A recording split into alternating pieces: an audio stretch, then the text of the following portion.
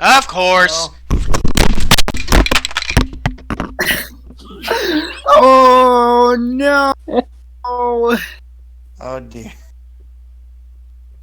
No! Well, That's the end of that.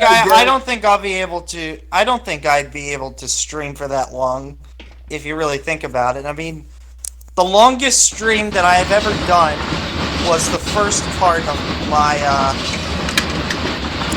Well, I wanted to do a stream, the sound would not even go through. Was the first part of my COD. Was the first part of my COD World at War gameplay.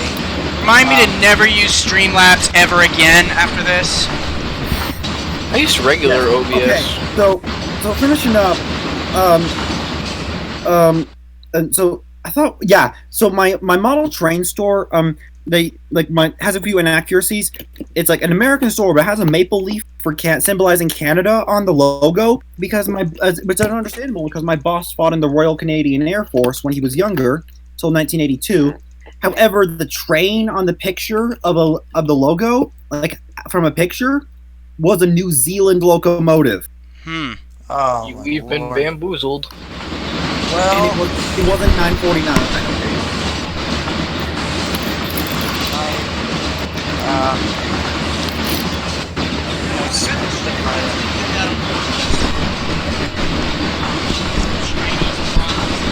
Never using this again.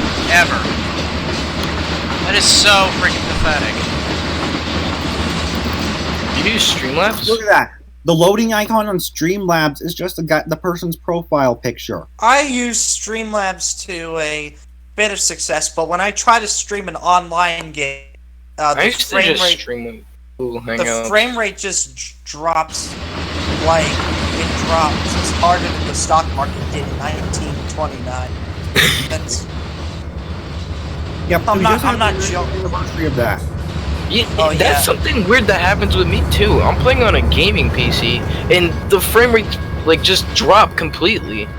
Yeah, same. I'm on a gaming. I just put an announcement. I just put the link in the. Oh, you pinged everyone! You pinged everyone! Oh, geez. Good. That's what I wanted, so people know that the stream's freaking back. You're welcome. I know. I was only joking. Sorry, Thunder. Sorry, Thunder, I was joking. Sorry. Alright. What's wrong? Nothing, I'm just ticked. Oh, yeah, I get it. I'm sorry for you. Because I freaking hate Streamlabs. Oh, you're kind of like me whenever I was playing that one section of World at War. It was during one of the Pacific theaters levels, and it was I was live streaming it at the time, and the Japanese are the worst enemy to deal with in World at War. Don't get me started about those animals. They bonsai charged you, and you have to, and they soak up bullets like a sponge. I was just... Wait, is it on the same stream, or is it a different stream now? I think it's a different... Yeah, it's a different link from the 11 last one. characters. Yep, so basically it deleted all the progress. Great. No, it's a replayable video. Yeah, it's a replayable video. Alright, whatever. Hold on, it's the same stream. You're streaming on 2 different videos now. Oh, you gotta be freaking kidding me. I'm done with this freaking program. Or are you? Hang on. Hold on. Wait, it's 1 sec. Okay, it only shows the past 4 hours. Like I said, remind me to never use Crap Labs OBS ever again. Okay. You're streaming on the new one, alright? You're streaming on the current one. Alright. As long as the new one's pinged and everybody doesn't keep leaving, that's all I care about right now. Okay, I'll make sure nobody leaves. Alright, your stream is good status now. Alright. The only downside is the clock got reset. I know. I don't care anymore. Sorry. Hey,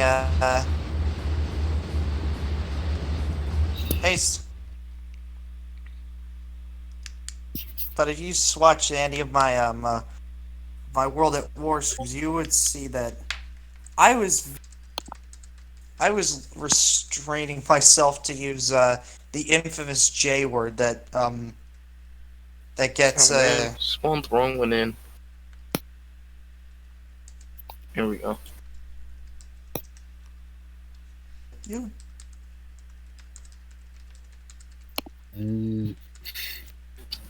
Let me know if you guys can hear my game, and I'll turn the volume down. I wouldn't You know, do that. I just found something. Really creepy. I told you about this in the first part of the stream, like this afternoon when I was at school. But I saw a picture from the Cumbersome Toltec Scenic Railroad from 2006. That's proof that just 2 years before it happened, Travis Alexander and Jody Arias went to the Cumbersome Toltec narrow gauge in Colorado. Wow. You know what I find weird? The fact that Leonard Shaner, aka the worst. Oh, don't get me started with. Don't you ever mention that name again. I'm trying to say this, but the fact that he got banned from every single railroad, but there's recent photographs of him at the videos at the Strasbourg that he took at the Strasbourg Railroad. He's nothing but an embarrassment to the hobby. Railroad. I don't know. Wait, when? An opening weekend? No, it was during the 6/11 event. It was like the I was last. gonna say, I was just It there. was during one of the last weekends of the event. He probably. Oh, that was like- I bet you he snuck in. What did he do? Oh, you don't want to know. You don't Trespassing want to for know. photos and getting mad at engineers telling him to stay clear of the tracks. He's basically Tristan Zimmerman with the edge slider up to 11. Also, And the worst. wasn't he the worst begging the crew to get up into the cab and blow the whistle of 611? I don't think he was. I don't even I don't think he was think he even was. allowed I think he anywhere was- near the engine. I think he was just. I honestly think he was just. He just snuck into that cornfield and just started filming.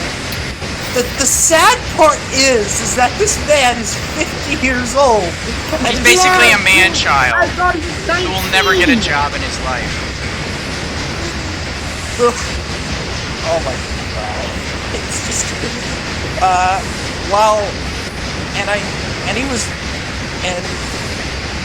and Ryan, if you want to learn more about it, you could always visit me. I know these people Oh, you're are not allowed to trespass Flight Sim New, not even in the UK. So that statement is very, very mind-numbing. yeah. Don't remind me of the ninnies of the In constant fact, you pay a ninnies good fine if you trespass in the UK. don't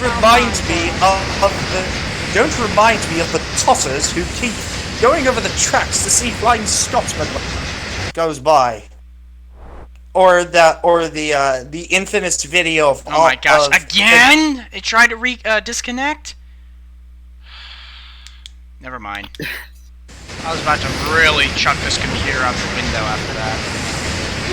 Oh man. Kind of like when you tripped on your cord and went flying out the window. That was pure acting. You know, I actually almost threw my PC out the window one time. I actually almost did. Did Really? you see that British dad? I was so fed up with it, I took it out of the cords. I tried to open the window, but of course, it's one of those screen windows, so I couldn't. But yeah, I almost threw it out the window. And what's funny, I still have that computer, it's just downstairs.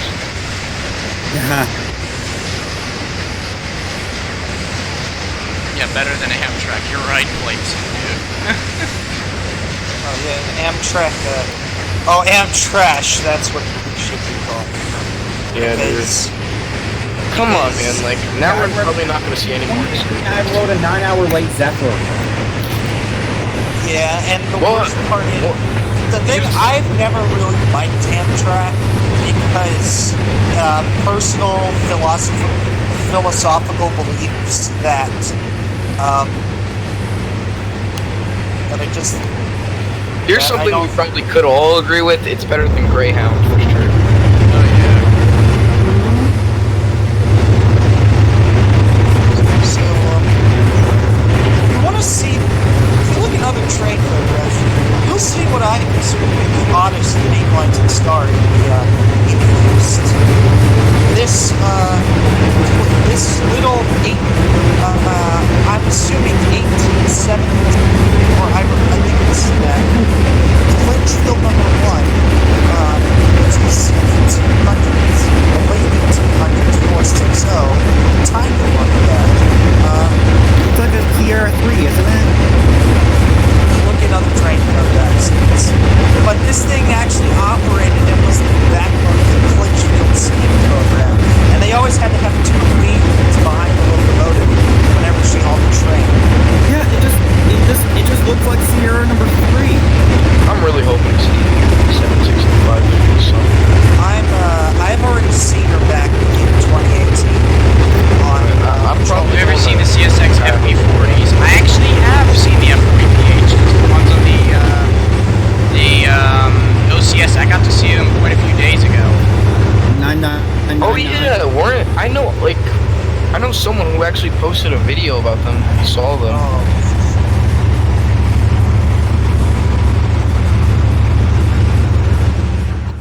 Does it really take long to spawn in a bus? Apparently so. So I'm playing BeamNG Drive because Also the Avalia Liberty was revealed, and while it may be a good performer, the look.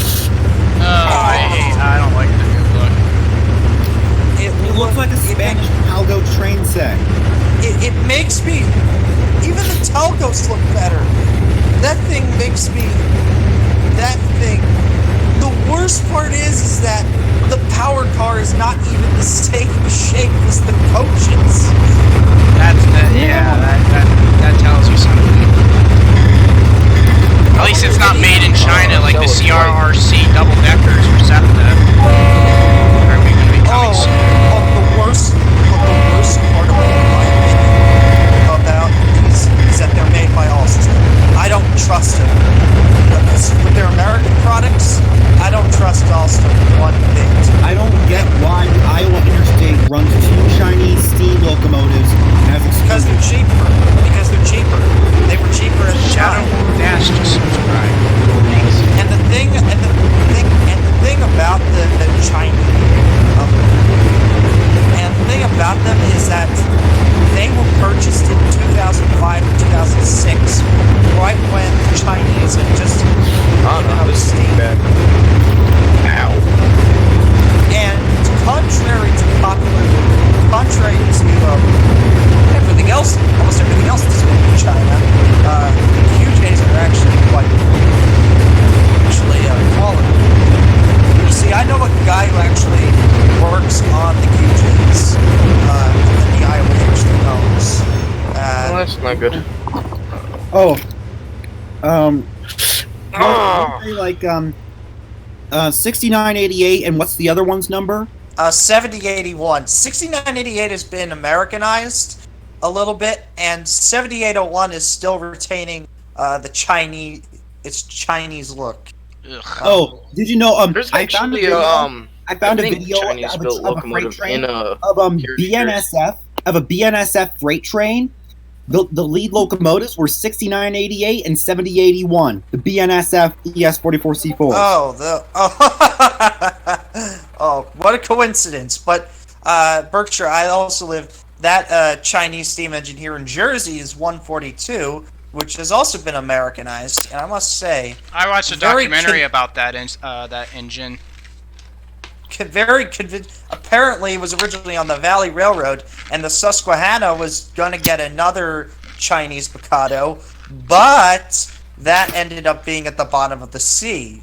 So they decided to bargain with the Valley Railroad. Yeah, I heard about that. Wait.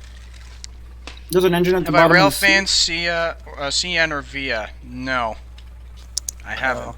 I've seen CN as foreign power leases. One locomotive I think should have a second I've seen chance. every Class 1 as foreign power in Colorado along the Colorado Springs Joint Line except CP. I've seen CP. Well, you guys want to know what locomotive I think should have a second chance? Go ahead. Cotton Belt 819. Yes. What happened to that please. engine? Well, they're restoring her, but like... At a very slow... The thing is, the problem is that UP, with their utterly BS foreign steam policy, that engine doesn't really have a place to run, but it's still in pretty good condition, considering it's been at a roundhouse, and even without its boiler jacketing, it looks like. I just hope that we see future steam for 587 too, man. Oh, 587? Oh, yeah. I actually have a volunteer who works at the ITM, and he says they're currently raising funds to restore that engine. I've already donated a few dollars towards that, and I kind of donated through like the Trainz thing, because you know when they were like moving it to. But I donated for the restoration. Did the Milwaukee F units get scrapped? Not yet, but the thing is that it's currently at the Kentucky Steam Heritage Corporation. Hey, Thunderbolt, have you ever seen RBM N425? No, I haven't. What seen about the F units? What about the Milwaukee Road F units that were at the ITM? Man, I really want to see 425. I don't know.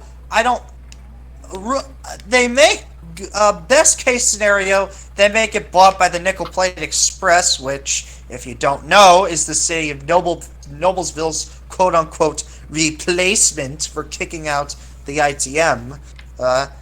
And apparently the guy who I know who works at the ITM as a volunteer hates the Nickel Plate Express, and he also is mad at Kentucky Steam for, even though they're trying to focus on 2716 and don't have shop space, he's already mad that they're storing 587 outside, even though Strasbourg stores much of their equipment outside. Oh yeah, they don't care. Well, Steamtown could care less. Oh my gosh, I knew somebody was going to ask me about that. Can you do the Jeffin, Kentucky ethanol train crash that happened on February 13th this year? No! How many times do I have to tell people I don't do accidents that happen within the year or within 1 year apart, because nobody knows what happened. Those Let alone, there's no NTSB report, so I don't even think the NTSB has even seen the accident yet, so it just makes no sense to do a video on it. The thing I don't mean to sound rude, but it's like, serious? The wreck documentary, I might make it, but the thing I'd like to see, though, is personally something about the old 97 wreck. Because the sad thing about that wreck is that it's a horrific tragedy that killed 11 people, yet was sensationalized into a song that was covered by God knows back with McDonald's.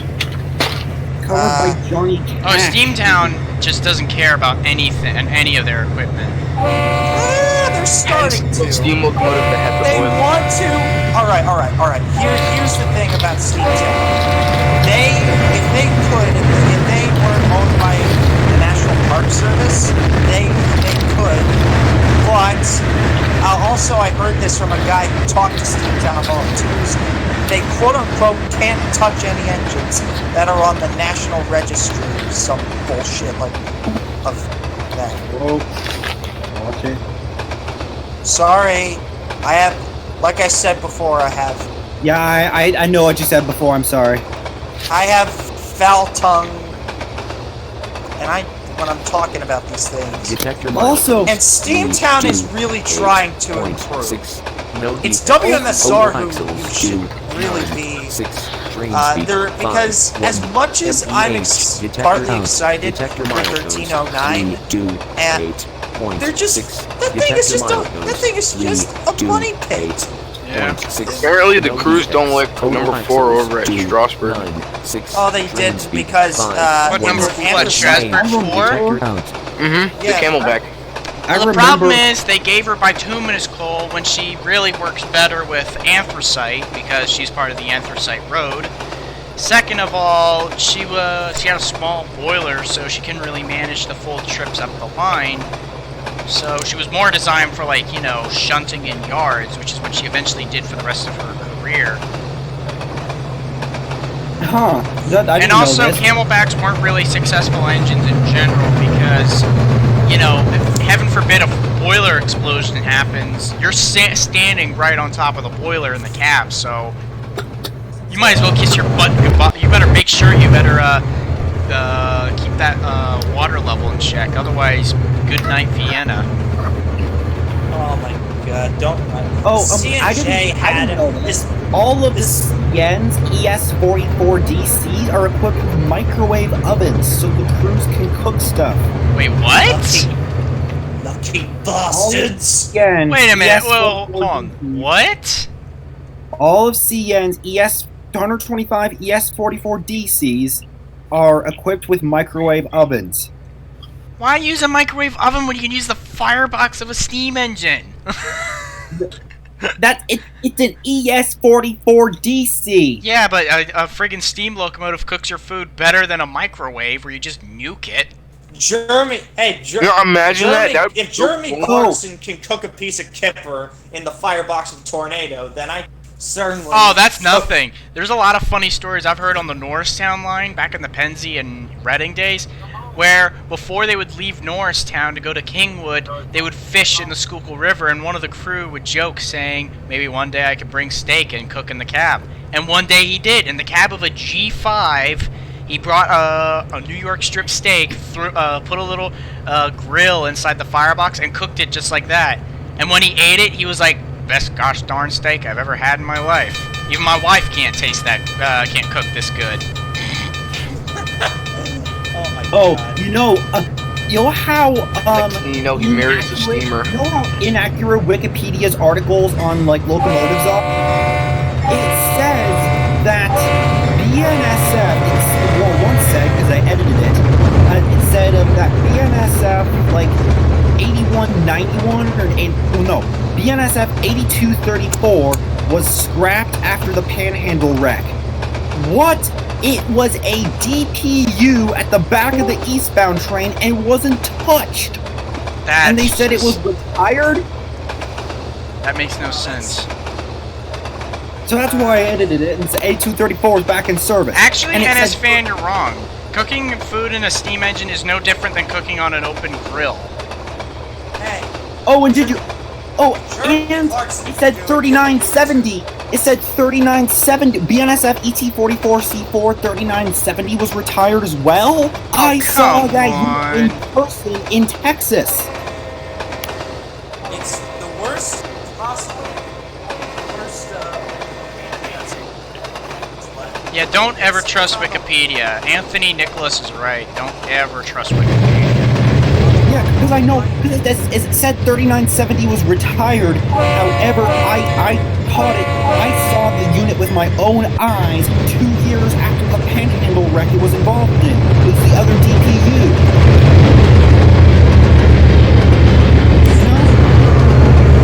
It's being handled again. It's been a while since I watched one of your documentary. That was the... I haven't done it yet. I think that was a wreck involving... just collided head-on. There's 2 BNSF intermodals that collided head-on at over a combined speed of over 110 miles an hour.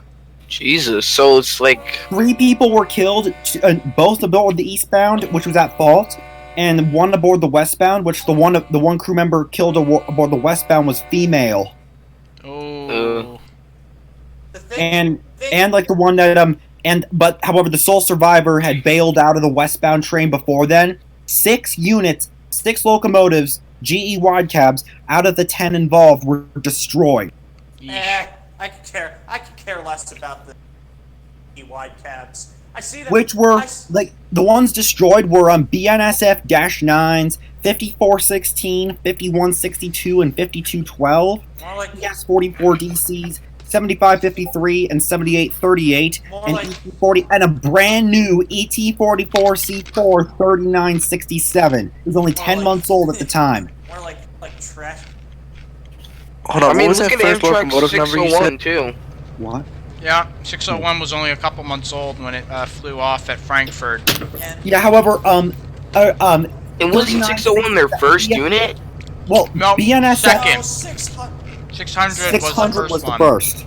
That's the David L. Also, Gunn you unit. know that the BNSF 3967 was only 10 months old when it was totally destroyed in the wreck. There's actually a photo of it. There's actually a photo of it burning, and like the orange paint had been bleached off. It looks like a white and when the orange paint had been burned off, it kind of looked like an executive, like one of those white units.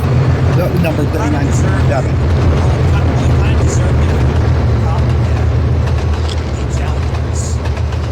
The 3967? Yeah, AKA the one that the Rocky Mountain Railroad Club discovered. Yeah, Honorable, someone complimented No, videos no from chat. problem. Seriously. get the No. one that get the one Dude, that- a steam locomotive can cook your food, dude. Oh yeah, 3960. If you see that picture of 3967 in the bottom of that pile of wreckage, you could actually see like the orange paint was burned off and looks white like an executive engine, like an executive as white as an executive ST70 Mac, albeit number 3967. Insane. Oh shit. Oh my bad. Really, That's okay. really, 3967, and it just said 39. It looked like a white Gevo, Tier 4, number 3967. Insane, huh? Wait, Did you just say 3967? BNSF Amtrak 3967. attached to a train I've for seen that free unit before. At the time. Before Wait, it died. 10 months old when it was destroyed. You have a photo? Come out again? I don't have a photo, but I remember seeing it like a month before the wreck when I was out watching Trainz. I saw it, and then a month later. Wow. Guys, someone look at Flakes and Noob's comment in the chat. I remember. kind of deserved it. Oh, goodness. Yeah. Once, an Amtrak attached to a train was afraid of running on time. Oh, that's messed up. He ran into a delay and wouldn't come out today. I mean, I can't freaking speak today. I'm too focused on trying to keep an eye on the tracks. Wait, let me try it again. Once, an Amtrak attached to a train was afraid of running on time. Rushed into a delay and wouldn't come out again. Dude, do it as if you were Ringo Starr. Oh, That's kind of the point, Remember because the I am photo? actually part English. those photos when then former Vice President Joe Biden got a tour of an ACS-64 on the first day of service? I hate Biden. I freaking hate him. He took a tour of 601. If only he was on it at the time of the wreck. Sorry. 601 knew too much about him. 601. 601 knew too much about him. It had To be honest, I What think if he flew could have, Charger fixed 1402? I bet he smelled the control stands of it. Oh goodness me, Baltimore. Oh, yeah. Did you Yeah. I can try to find the panhandle wreck photo of 3967. You could see how much it looked like an executive BNSF ST70 Max. How white it was when the orange paint was burned off. It kind of looked like an executive GE number 3967. Like I said, it deserved it for being a copycat. Why I would know, I said- you call it a copycat? Because have other Bro, say that about the J1 and people will be all over you. Other train photos. Okay, here's the 3967. Yeah. Oh, met up the SP. Lots of tunnel loaders. Yeah. One SD45. Which chat is it in? Detector milepost 318.8. Okay, let me see. I'm gonna try to post it here. Here's the I posted another train photos. Yes, it is Mr. Union Pacific. It is Trainz Sim 12. Okay. Alright, there's the panhandle rack photo. See how white 3967 is? Yes, and it's beautiful. Sorry. Jesus. Cooked. Sorry. That's how you cook a locomotive right That there. is that's a little extra overdone. Pretty sure I did order extra crispy. Look up Amtrak 143. You should see how crispy that thing was. Detector on. Crispy. Cream. I was about to say that. The ghost of the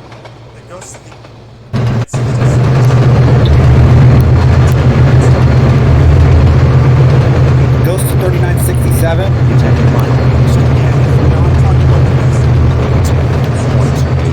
No defects. Total axles 3, 4, 8. Can we just back up a second and note the firefighter just standing there with his hands on his hips? Detector out. One video.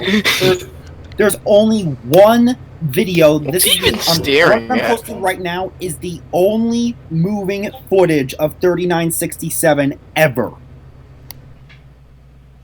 And I'm guessing the guy won't let you use the footage. I haven't asked him yet, but also, did you know before it was an ET44C4, before you know what the number, the locomotive that previously held the number BNSF 3967, the one that you know what kind of locomotive it was before it was retired? What was it? A yard slug. Does anyone remember like the near head-on collision at Strasbourg? Oh, I've seen that video before. See here I'm posting the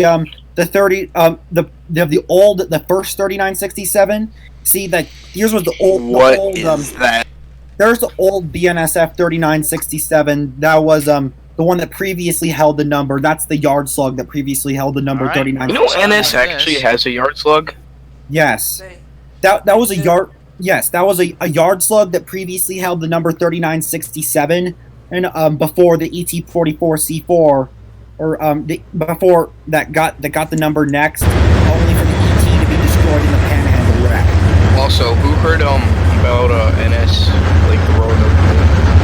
I've heard about that. But then again, I honestly see a little. And I believe in these yard closings, I see more opportunities. Well, yeah, I know. Also, I believe that was the only the 3967 so far is the only ET to have been destroyed in a wreck and scrapped. Really? Also here, I'll post a picture from the olden days, the good old days of BNSF.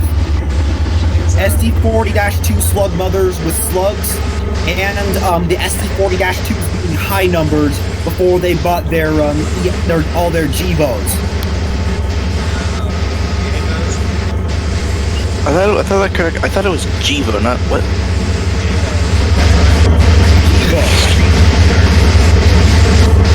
So yeah, see, also Probably the I new can- session. how this was really old BNSF. Oh yeah, it does that. I think it was just patched, not painted That's over. weird. And you see those SD40-2s were the high numbers. 62. You would see that a lot on like the iPad version of Trainz. But It would you can just do that really slowly. I hated that. see in that picture, the SD40-2s have really high Wait a numbers. minute, like- how come that first stream that disconnected hasn't posted as a video yet? Let me guess, YouTube deleted it? No, I saw it as a video. No, it was. I saw it. I saw did. it. Session ending, Sean Bodie. Did you see? There's also Did you another. see, in the other train photos, you could see that, like... What routes see do you the have, photos of BNSF? So because you can see the SD40-2s have high numbers, C6201 and 6206. That was Yes. before that was before those number because those number slots are that was before they were renumbered because those number slots right now 6201 6206 those are currently occupied by ES44AC. Oh yes, the thing is, the photo I posted in other train photographs is this New Haven 080 with a comically long Vanderbilt tender. Oh yeah. Like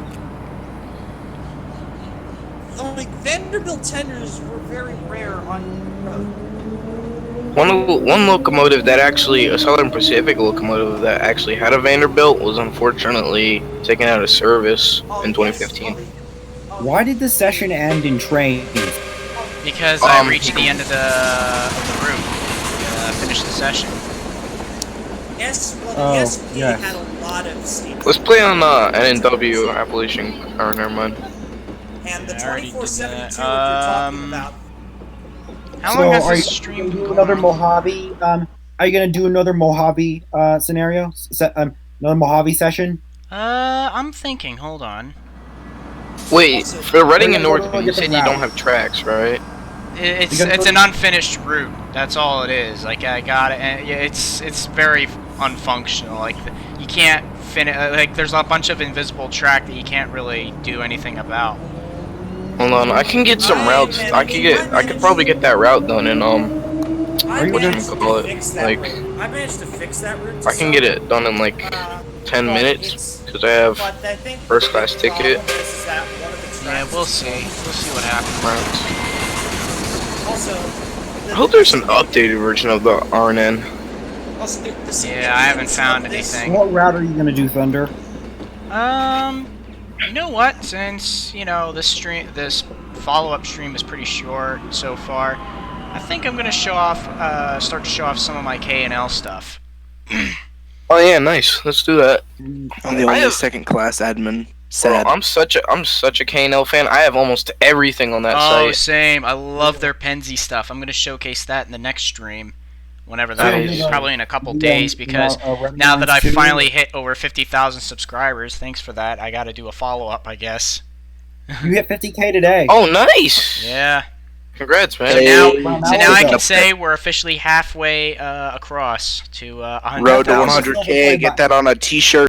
Yeah, You're halfway to a silver play button.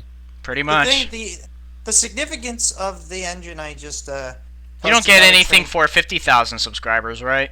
No. Thought Well, so. silver play Sad. button. at Do you have the 100K. Cino T1 Thunderbolt? No, I don't have that yet. I have it. Whoa, wait, what? There's a C&O T1 for trains? T1 L1. My bad. Oh, L1, right. I was about to say, because the only C&O the T1 I've Hudson? heard of is the Chessie 2101. Oh, the Reading C&O T1. T1s. Well, the The C&O CNO T1. T1 is a 210-4. Yep. What? I have That's most that's of the stuff engine. here. That's the engine that led to That's I the think I have the whole Strasbourg The collection. J1, the PRR J1. Yep, led to the J1. And there's a rumor Yeah. why the J1s were never saved. It's mainly because it's likely due to the fact they weren't a Penzi design. Original. Yeah. Yeah, I have Original. Going back to NNW. I have Colt. everything in the Strasbourg collection for Well- Kingdom. Well, since I go there a lot. Foam away, guys. It's a J. Okay, I'm gonna... Down the alarm. Coal country. Well, I'm sorry, but I have to leave, guys, because... That's Oh. fine. He didn't even. He just said because and then dropped. Yeah, he didn't even finish his sentence. Yeah. At least That- finish your sentence, young boy. Yeah. Jesus. Hey, let's hope it's 611. It's 604, Hey. but close enough. Oh, Wait, what what you is gotta it? do? Well, I like Trainz. Well, it's not really him. No, It's Trainz World. The next the other dovetail simulator besides Railworks, Trainz World. Whenever you load a new scenario, whenever you start playing it, it generates random numbers for the power every time you load it. That's cool. I like that. Like for example, you have different CSX AC44 CWs every time. Like once you have one in the 200s and one in the 400s, etc. And here's two for the price of one. You got an A and an M. A-M.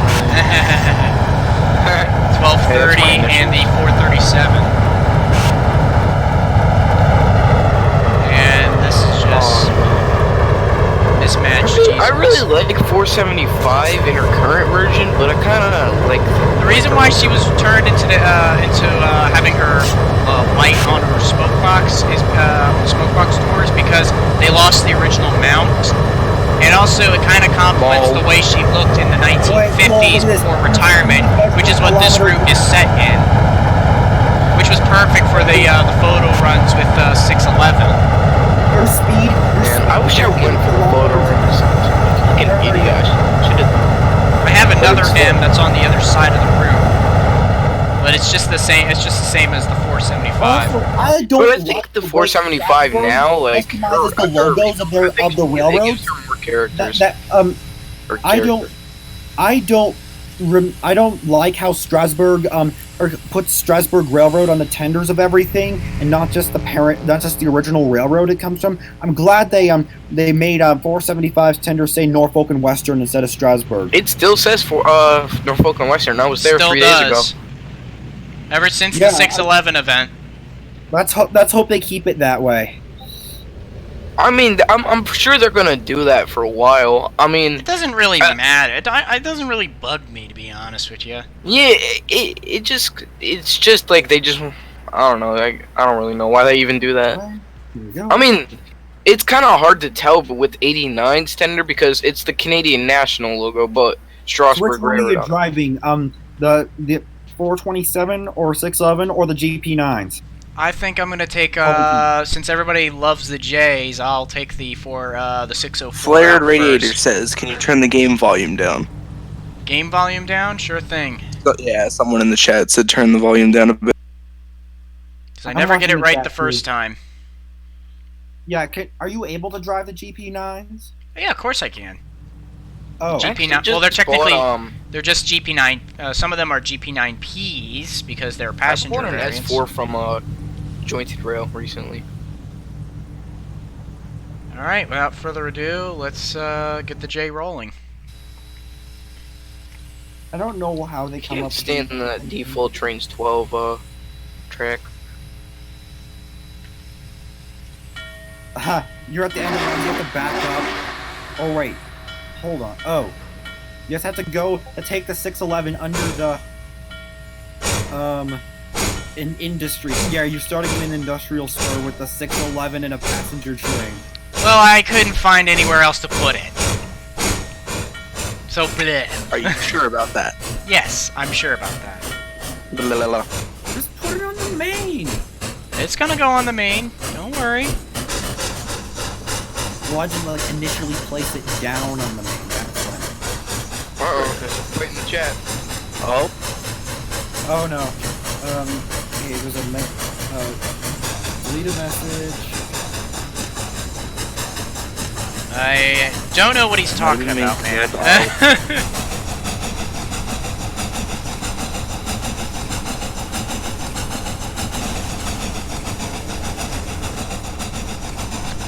Railroad Honestly, the K&L N&W engines are the most fun engines to blow the whistles on. Especially the A, because you get that little the little squeak. That's the thing I love about the 1218's whistle. It has that little famous squeak every time it starts blowing. Dude, have you ever heard 89? Well, yeah, I've seen your video. But 89's PRR3 chime from distance sounds amazing. Oh, I love that. That came off I forget where it came off of. I know 475. 39. No, that's what 475's 3 chime was. She had that at one point. Which like what? The one it was a different one that 470 that 89 had. It probably came off a. It was off a K4. I remember it. It was only And then she also second trip to 89 had at one point the a Banshee whistle that probably came off an I1. Oh yeah, I think I saw. So wait, what's the PRR3 chime on 89? What locomotive did that come up with? Scrap K4?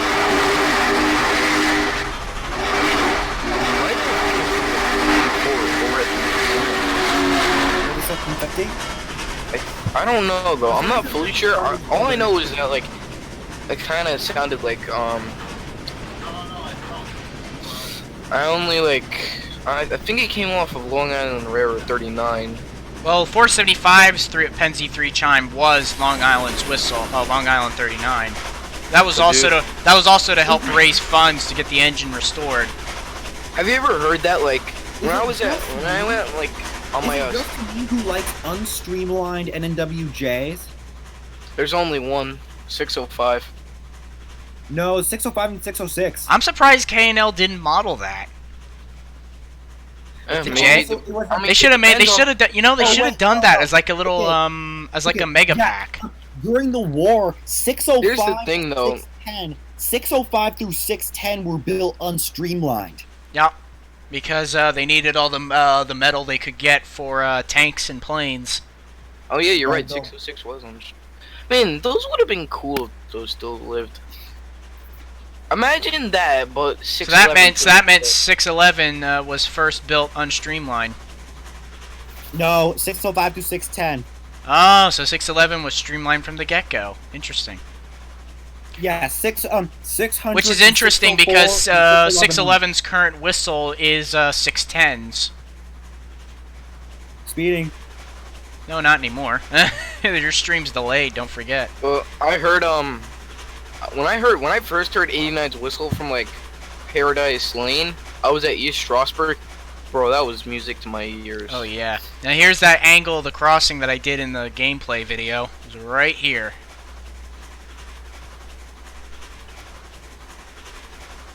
You know, I still have yet to see 765. I really want to.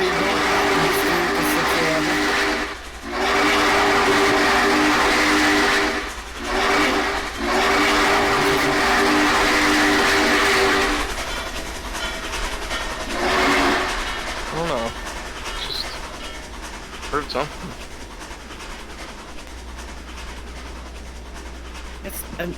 Trainz. Who goes there? The Trainz is default names for switches, for switch levers, just make me laugh. Like junction, bloopity blop blop, or something. I don't know. Yeah, I believe one when you were driving the CSX Philly sub is like. Oh yeah, that looks really familiar. That's because those are actual control points that they were named. Yeah, not like. I'm actually creating a custom short line. 002. Yeah, exactly. Those are all supposed to be real ones, real junctions. Oh yeah, Thunderbolt. You know you can just click like 1, 2, 3, and 4 for like views. I know, but I'm too lazy. Me too.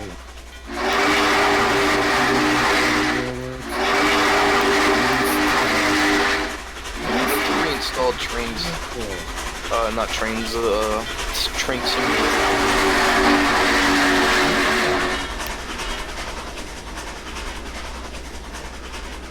I would just go full speed with that thing, with like 844 or 4449. Oh, I'm gonna open it up to 55 later on. Nice. Only 55? That's because that's the maximum speed on the route. Wait, wait a minute, did I set the switches into this the station? Hold on a sec. Pretty sure I did. Or you're gonna. When I have to think about that, like I'm always like, oh man, did I set the switch? Yeah, exactly. Am I about to get fat oof or did I set? It's not like Trainz 2006 or 2002 where switches. Well, the switch was locked in 2006, but Oh yeah, there. I set the switches. Casey collision. Yeah, you pronounce it as case in your narration at one point. Yes, I know. But I didn't want to ask you for a re-record because that would just take too long. Yeah. Also, in my Clarendon train collision video, I was poked fun at for mispronouncing Childress by Texas natives. Oh come on! I get that. I get poked at for that all the time. It's like, who cares how you pronounce words these days? Have you ever met someone that pronounced Arkansas or Kansas? No. Kansas. Why is this one Kansas, but this one is not Arkansas? America, explain. What do you mean it's Arkansas? To be fair, I kind of. I love how European the only. I love how the only agree. state Europeans can pronounce correctly, especially Russians, is Georgia, because it's a country in Europe. I met this English person, and they were like, they were arguing in chat because apparently us Americans don't know how to spell Amtrak. What? Did they think it was with the C? Yeah. Oh my, come on. It's like it's spelled this way. No, it's spelled this way. No, it's this way. No, it's this way. Look at the logo, genius. Oh, yeah, it reminds Like, me. have you ever heard of Grade, custom I memes? remember I had a fight with another kid about how to spell school, and I was right. Oh, I've heard 475's whistle before. I mean, I've been to the railroad before. Or 70. Yeah, me too. Stop. 475's whistle makes me jump, though. Who just got Discord? Kadada, huh? English? Who just got Discord called? That was me. Discord Kadada. Are you serious? Guys! Is it me, or whenever... Been called by a friend. Oh... Is it me, or... No. Like, whenever I wasn't looking at Strasbourg, and, like, 475 was doing whistle blows, and someone blew the whistle, I would jump. I jumped when I heard 844's whistle for the first time as well. You could actually see me move the camera in my video. Insert really loud MP3 file of that here, which no one I had. remember in Western 60, like, when I saw her, I was moving my tripod to, like, Somebody just focus. subscribe. Carrie The Davis. whistle and you dropped it. Yeah. No, I didn't drop it, but they blew the whistle and I almost made the tripod fall. Man, what's bad for me is that when I like What? There's a rumor that BNSF wants to merge with the Alaska Railroad, UP, and CP. That ain't happening on my books. Whoa, hold up. Hold your horses, big fella. Excuse me? It was a rumor that I insert heard curb from a your friend. enthusiasm. If that happens, I'm actually just done. If that happens. BNSF merging UP, there's no merging with UP. There's no way that's gonna happen. I doubt it. Bro, insert curb your enthusiasm theme. Bum bum bum. No, wait. What about the Sonic theme? I Oh, can't do that one. goodness. Oh yeah, yeah. I thought No, it was we'll be right back. Curb Your Enthusiasm theme video. However, it was a troll video. Dun. I can't. Yeah. All right, 611's pulling into the station. It's 04. Wait. 604. Is it 04 or my? Yeah, it's 04. It's still 04, but Oh, I don't you know, care. My great uncle grew up in Ohio, like extreme southern Ohio along the N&W. He remembers when he was a little kid seeing all these now extinct steam going by, and it said he watched the Y6Bs and the Js and the As go by. Imagine if CP and CN merged. When he was a kid, like with the rules on the railroad at the time, so he got a cab tour of a Y6B. Try and ask somebody for a get a cab tour these days, and that engineer is fired forever. Yeah, it was 1942 when he got a cab tour of a Y6B, that is extinct now, mind you, and It's the one with the got- chips in here. he Oh, also no, I'm got trying a to cab open tour. this bag of Hershey's Yeah, Kisses. he was Give me. 8 years old. My great uncle was 8 years old when he got a tour of the. My great uncle was 8 years old when he. Okay, my great uncle was 8 years old when he got a cab tour of a Y6B, Lucky. There we go. which, Got it mind you, is now extinct. It's now extinct, you know. Who remembers that one B&O steamer, or I think it was the EM1s Yes, EM1s. 779. that almost made it to preservation? Yes. Oh, I'm not done telling you the story though. Oh, my great uncle, as an 8-year-old kid, he was 8 years old, got a cab. And when he was 8 years old, he got a cab tour of a Y6B, which, like I said, Yeah, mind you, is now. you said that like 4 times But already. you know, but the other thing I told you, he wrote down the number so he could remember what, like, if you saw that engine again, he would remember you run into the cab of that engine. You know what that engine was? 2174. Oh, no way. Oh, that's sad.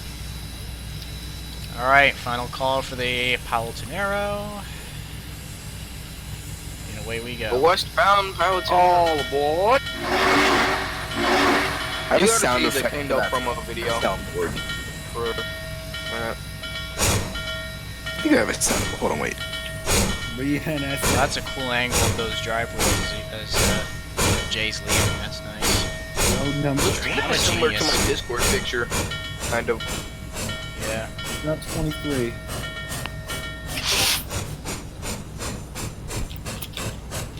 Imagine if CP and CN merged. Then it would just be Canadian. Then it'd just be Canada Pacific. Or Canadian Pacific. I don't know. It'd still be the same railroad. It would be Canadian something. Government railways. It would just be Canadian something. Because Canadian Government Railways, that was what CN's original name was. CG. Not Central Georgia, Canadian Government. What kind of backwards? What? Speaking of Central Georgia, who else likes 630's whistle? I don't know. Who just got their big toe stepped on? Me. I was trying to get myself into the chair. Remember the one video? I can't think. It was Thunderbolt made. He like stepped on the Lego. I think he made it just for the video. That was the Chatsworth. Oh yeah. I remember seeing that on the news when it happened. Whew. And then his dog was just like, Yeah. that was funny. I was gonna make a joke about the roast beef sandwich that never got eaten, but to be honest, I didn't want to go that low of a joke. I didn't want to go there. I want a roast beef sandwich now all of a sudden. Dang it! Now I want one too. Ha! It reminds me when you put the car crash scene, car crash picture before before the Chatsworth picture. It reminds me of the story of Nicole Katsaurus. Look it up. Oh, I've heard about that. I think. Oh, guys! What? A CSX AC-44 was torched 3 days ago in a wreck. Whoa! What? I'm gonna post it in other train photos. In Other train where? photos. Oh snap! Oh snap! In where? Other train photos and in the Discord. Oh, that is extra crispy. Let me see, CSX, hold it on. was torched. This happened like yesterday. I'm trying to get the number. Why does that thing Loki look like a moldy slice of cheese on wheels? It's like, I believe it did. It didn't. I think That's one of the AS engines. That's one of the that's one of the engines involved in the ethanol incident. The rock slide. Ooh, rock slide. Ouch. That's a fun way to go. 168 was one of the AC 4400s involved, but I can say this about all three of them. Rebuild time. Bump, bump, Turn bump. up. Dun-dun.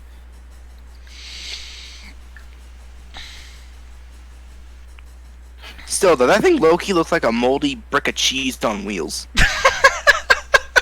It does. Especially Oh, you Ronnie remember? Woody, too. You remember the moldy cheese from Diary of a Wimpy Kid? That's what it looks like. Oh Brick gosh. form. Your armor's got the cheese stuff. Or Good God. now that cheese joke's making me think of that line from Cloudy with a Chance of Meatballs. I'm gonna cut the cheese. All right. that figured was out the cheese. It's the torch locomotive there is CSX AC-44CW 571. Why do I feel like I've seen that engine before? Yeah, I was about to say, I've seen that before somewhere. What was the I know one of them was 168. Yeah, that hit a tanker truck, didn't it? No, 168 was the one of the that was the engine that you could clearly see with the side on fire on some of the photos. I had never heard of this before.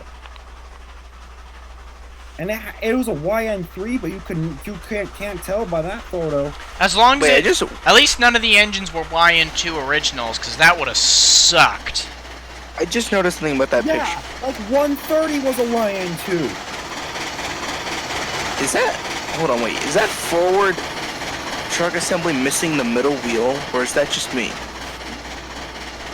Look at that photo. If you're still streaming, I'll come back soon. Okay, but I have homework that's due tomorrow. Sure, no problem. Pleasure having you here. Ryan, Colorado Rail Productions, everybody. Have fun, Ryan, with homework. Yeah, if you're still streaming, I'll come back. I promise. All right.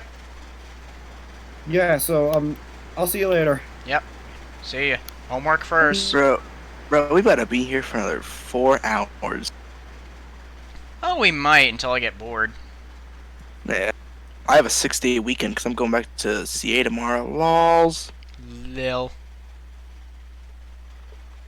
All my freaking friends at school got pissed off because they're like, well, excuse me, you get a 6-day weekend. I'm like, get memed and have a nice day.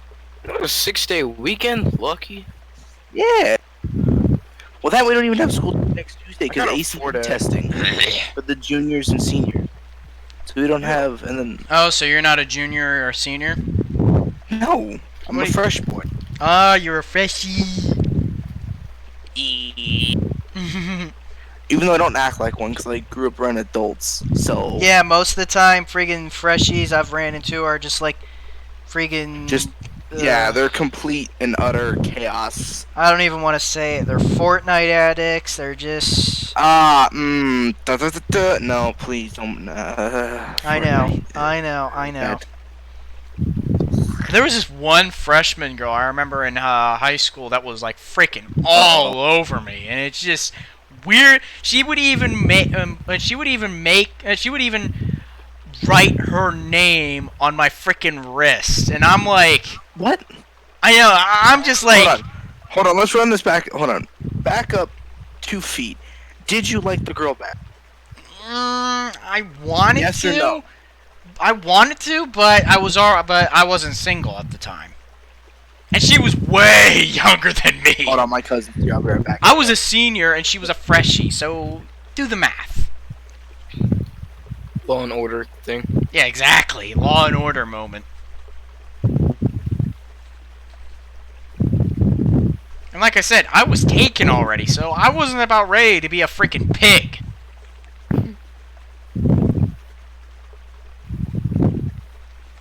But man, that was just weird. I'm telling you. I'm just glad I graduated before the freaking privacy invading pass came into play. Oh wow. That's real. I wish I was. Thunderbolt. I thought that was a joke. You're gonna like what Kandell's making. What are they making next? Do you follow them on Facebook? Of course I do. Check recent posts. Why? What are they working on? He's working on a crap, just saw it. He's working on MP54s. Oh yes, the most underrated EMUs. From what I can see, he has a Pennsylvania Railroad one and Long Island. Shut up and take my money right now. Your those typical Kane. Those will be perfect for the NEC route. Because right now all I have are the doodle bugs. Yeah, I got the doodle bugs too. I never got the whatchamacallit, that I really want to get. Well, I don't really want to get it, but just because I've seen it in the museum. Which one? The B1s. The little B1 electrics. Yeah. People who probably have seen like a Northern for like the first time are probably like, oh, I bet you 90 looks so. But then when literally you go up close to 90 in person, that thing is a lot bigger than you think. Oh yeah. Like on the Hosling tour, I've seen 90 up close. Don't get me wrong. Oh, I've but, seen it on the hundreds of Hosling tour, times. 90, like so far, every 4 times I've went to Strasbourg, 90's been the only engine I've seen. 90's the only engine I haven't seen that's been running every single time I went. Every single time you go, 90's running. Yep. Because it's their main engine. I saw it the first time during the Easter Bunny train, which I honestly regret going to because it was so packed. for Oh an yeah. Easter Bunny train. Oh yeah, they're always packed. Second I went in summer. It was like 98 degrees, 90 and 89. Oh, I got a perfect view right here. I gotta start slowing down though, because I know you gotta go 30 on the bridges and into the tunnels. The third time when I went to see 611, 90 of course was, well, I didn't see her running completely. You didn't but go during when 475 was going alongside it? I went on like October 12th, like it was when they were doing like shuttle trains and whistle blows. Ah. And I wish I really would have chased it or went like October 5th when they did like the Pete Laro charters. Oh, that guy's a jerk. Really? Yeah, he's the one that like is so fixated on those photos that you're not allowed to even touch or take a photo of because he's like such a anal freak about it. Drives me nuts. Like, what if you want to take a photo just for personal preference, like just so you can remember about it? It's not like you're gonna post it online or anything. It's like, really? What a jerk off. I hate that guy. I've never really met him, but believe it or not, Pete Laro's brother is Steve Laro, creator of Kane Dell. I'm pretty sure you already knew that though. Yeah. People are putting in the chat, or one guy did. Anthony. No, that was Sean Bodine, O-Face. Oh yeah, that was a cool angle. I had to turn off the HUDs off for that one because I love this angle. Should have used it in the music video now that I think about it. Should make some music videos. Oh yeah, those are actually, believe it or not, my favorite things to make. Favorite videos, because, you know, they're simple, you can just edit to the beat, you don't have to do any lengthy freaking research. I actually made a Trainz music video, but it's like only one. I doubt you've ever seen it, but it's like so stupid today. The I Love Toy Trains intro. Mm-hmm. And like it was just a bunch of scenes I recorded on Tane. It took me, believe it or not, 2 days to make on like the world's worst video editor. Which was? Windows video editor. Windows Live Movie Maker? I used to use No, I didn't that. use Windows. I just if you open like Windows HUD and you just look up like or Windows search video editor. What was it on Windows 10? Yeah, Windows 10. Oh, I hate that one. Yeah. I only used it. I only used it just to trim a clip, which was the siren test I did a while back. But that was it.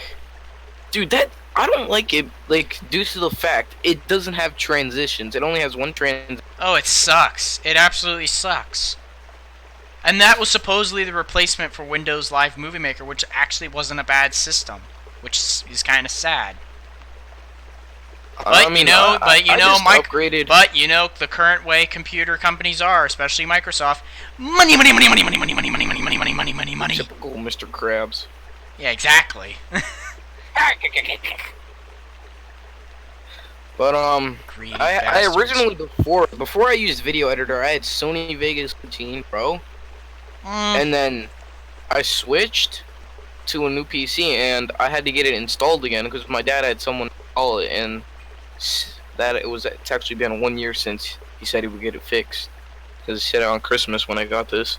So basically, I never got it. So I recently actually just upgraded to Power Director 18, which is not even bad. I really like it. Oh yeah, the CyberLink Power Director. I used to use that. It was a good system. Pretty good.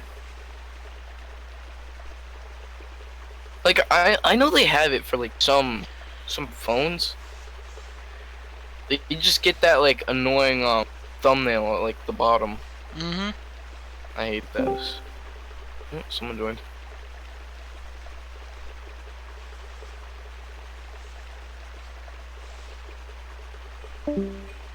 And someone left.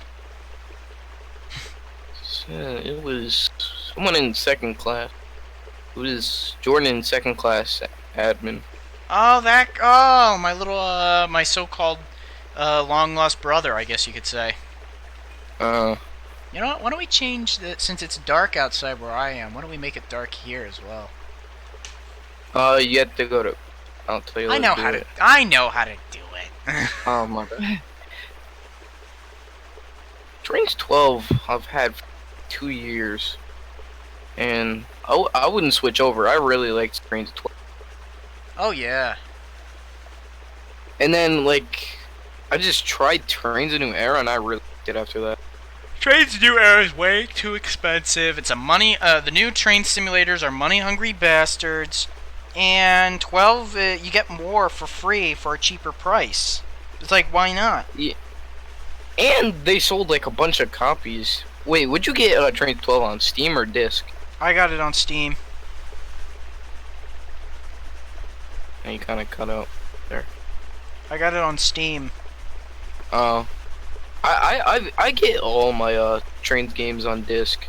Yeah. Well, I didn't get Trainz 19 on disc. I bought that digital. Yeah. Steam. That's funny because I'm running a Steam engine. I wonder why they named it Steam. Trainz 12 discontinued. It's not discontinued. Yeah, no it ain't. It's still supported by a lot of creators. Exactly. In fact, the version I got is actually designed for Trainz a New Era, but it works with 12 just fine. And as long as it says 12 SP1, it'll work on the Steam variant.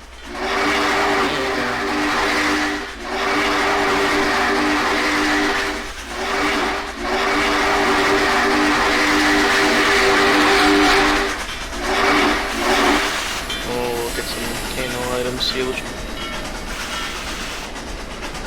bet on.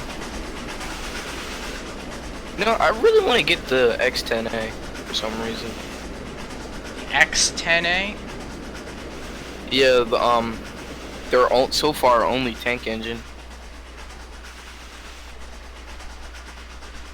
which is like the tank at Steamtown.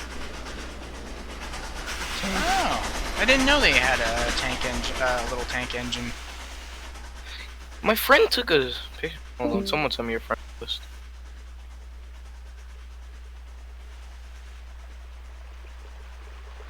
And they're.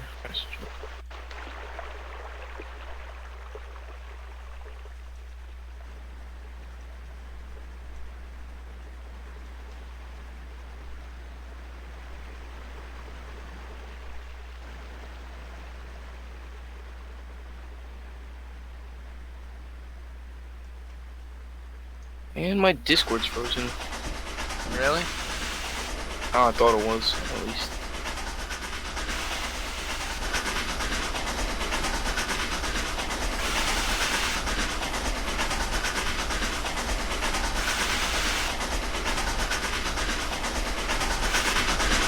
Have you seen the Strasbourg Kenzie car? Oh yeah. And I just saw it. I just saw it this weekend. Man, that thing was nice.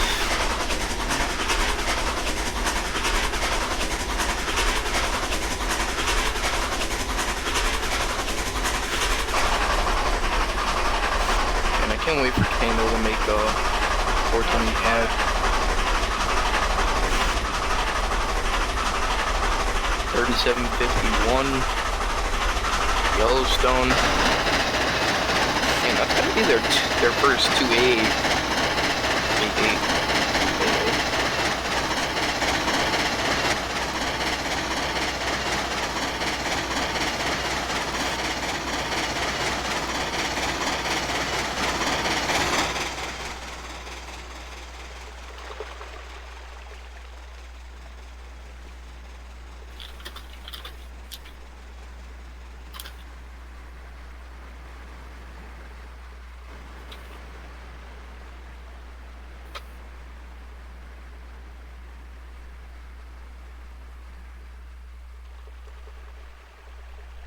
Imagine what it would have been like at night hearing a J class. Oh, how about hearing an A class at night, like The Haunting of 1218? Oh, I know that video. That's cool.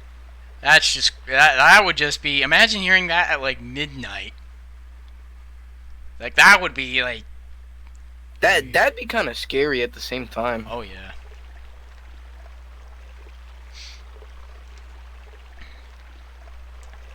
Just like you're sleeping peacefully, and then all you hear. Yeah, that's the thing. The N&W had two types of whistles.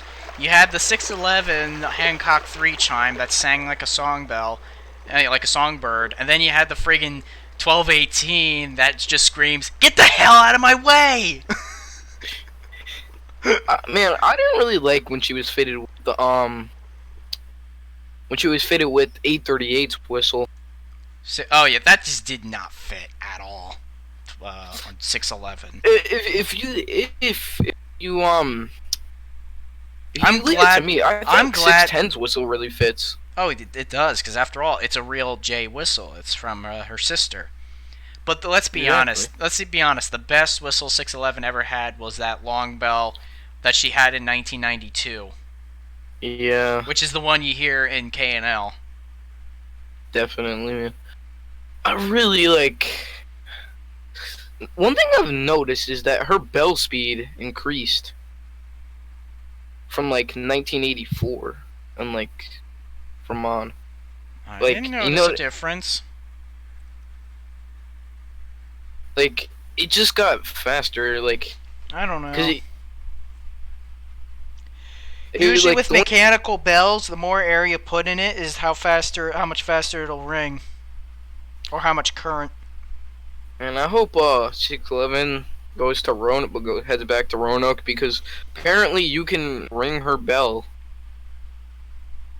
Like, because of course her bell is under her piston. Oh, I So- know.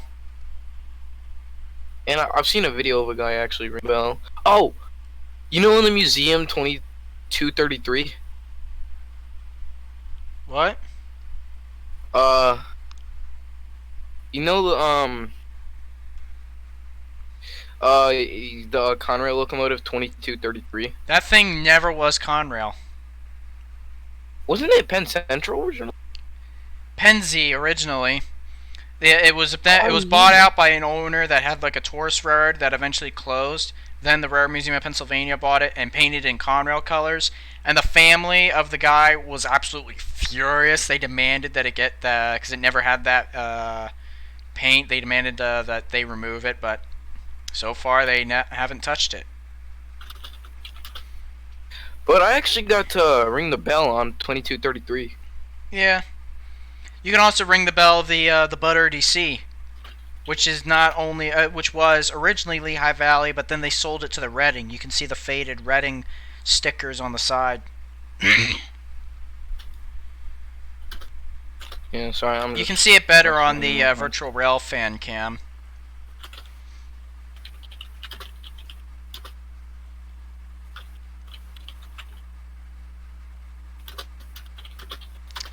When is the NJT video coming out? Soon. TDM. Which one?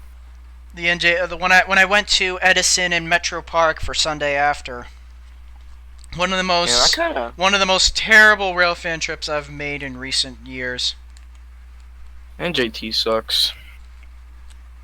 It was a combination of me screwing up and NJT being a bunch of frickin' pigs.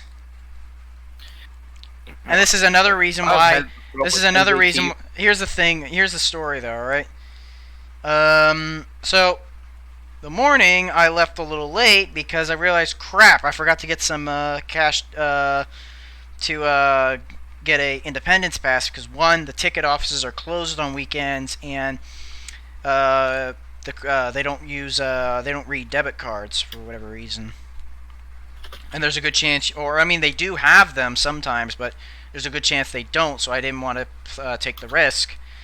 So by the time I got to Philly, my train was running 20 minutes late, and the delay just kept going up and up and up, and I'm like, are you kidding me?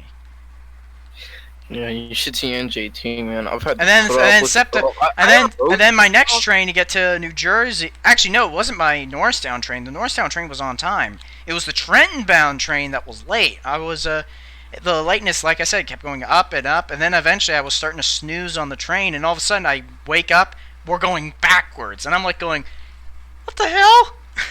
Turned out we that- overshot a stop to Coney. Oh my god. It's a little tiny station in the middle of friggin' nowhere, and all we needed to do was unload one druggie. Like, come on, seriously? Who cares? He can catch a friggin' Uber back there. So by the time we get to Trenton, we were running 25 minutes. We were almost a half an hour late.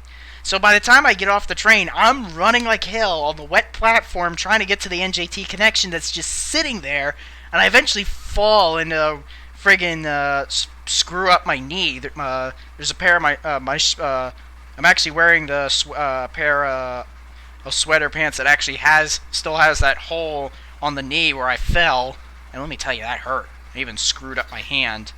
Yeah. And by the time I was already... And here's the sad watching- thing. Here's the sad thing. By the time I was about to hit the stairs, there goes the NJT connection. Bro, when you I wish, literally... when you wish you were I with was Thomas about on to the freaking... guaranteed connection. I was about to explode. On the bright side, though, my next train in was only 10 minutes away, and it had the veterans unit, ALP 46, so that's something. Nice. I've actually seen the C&J Heritage unit from NJT. Oh, I really hope they put that on the Atlantic City line in the future. You should. That's a see, real like, C&J engine, by the way. Yeah, from what I've heard, it really is. They have a lot of GP stuff for commuter service. Yeah. But honestly, I want to get out of NJ one. Oh, yeah. I hate it here.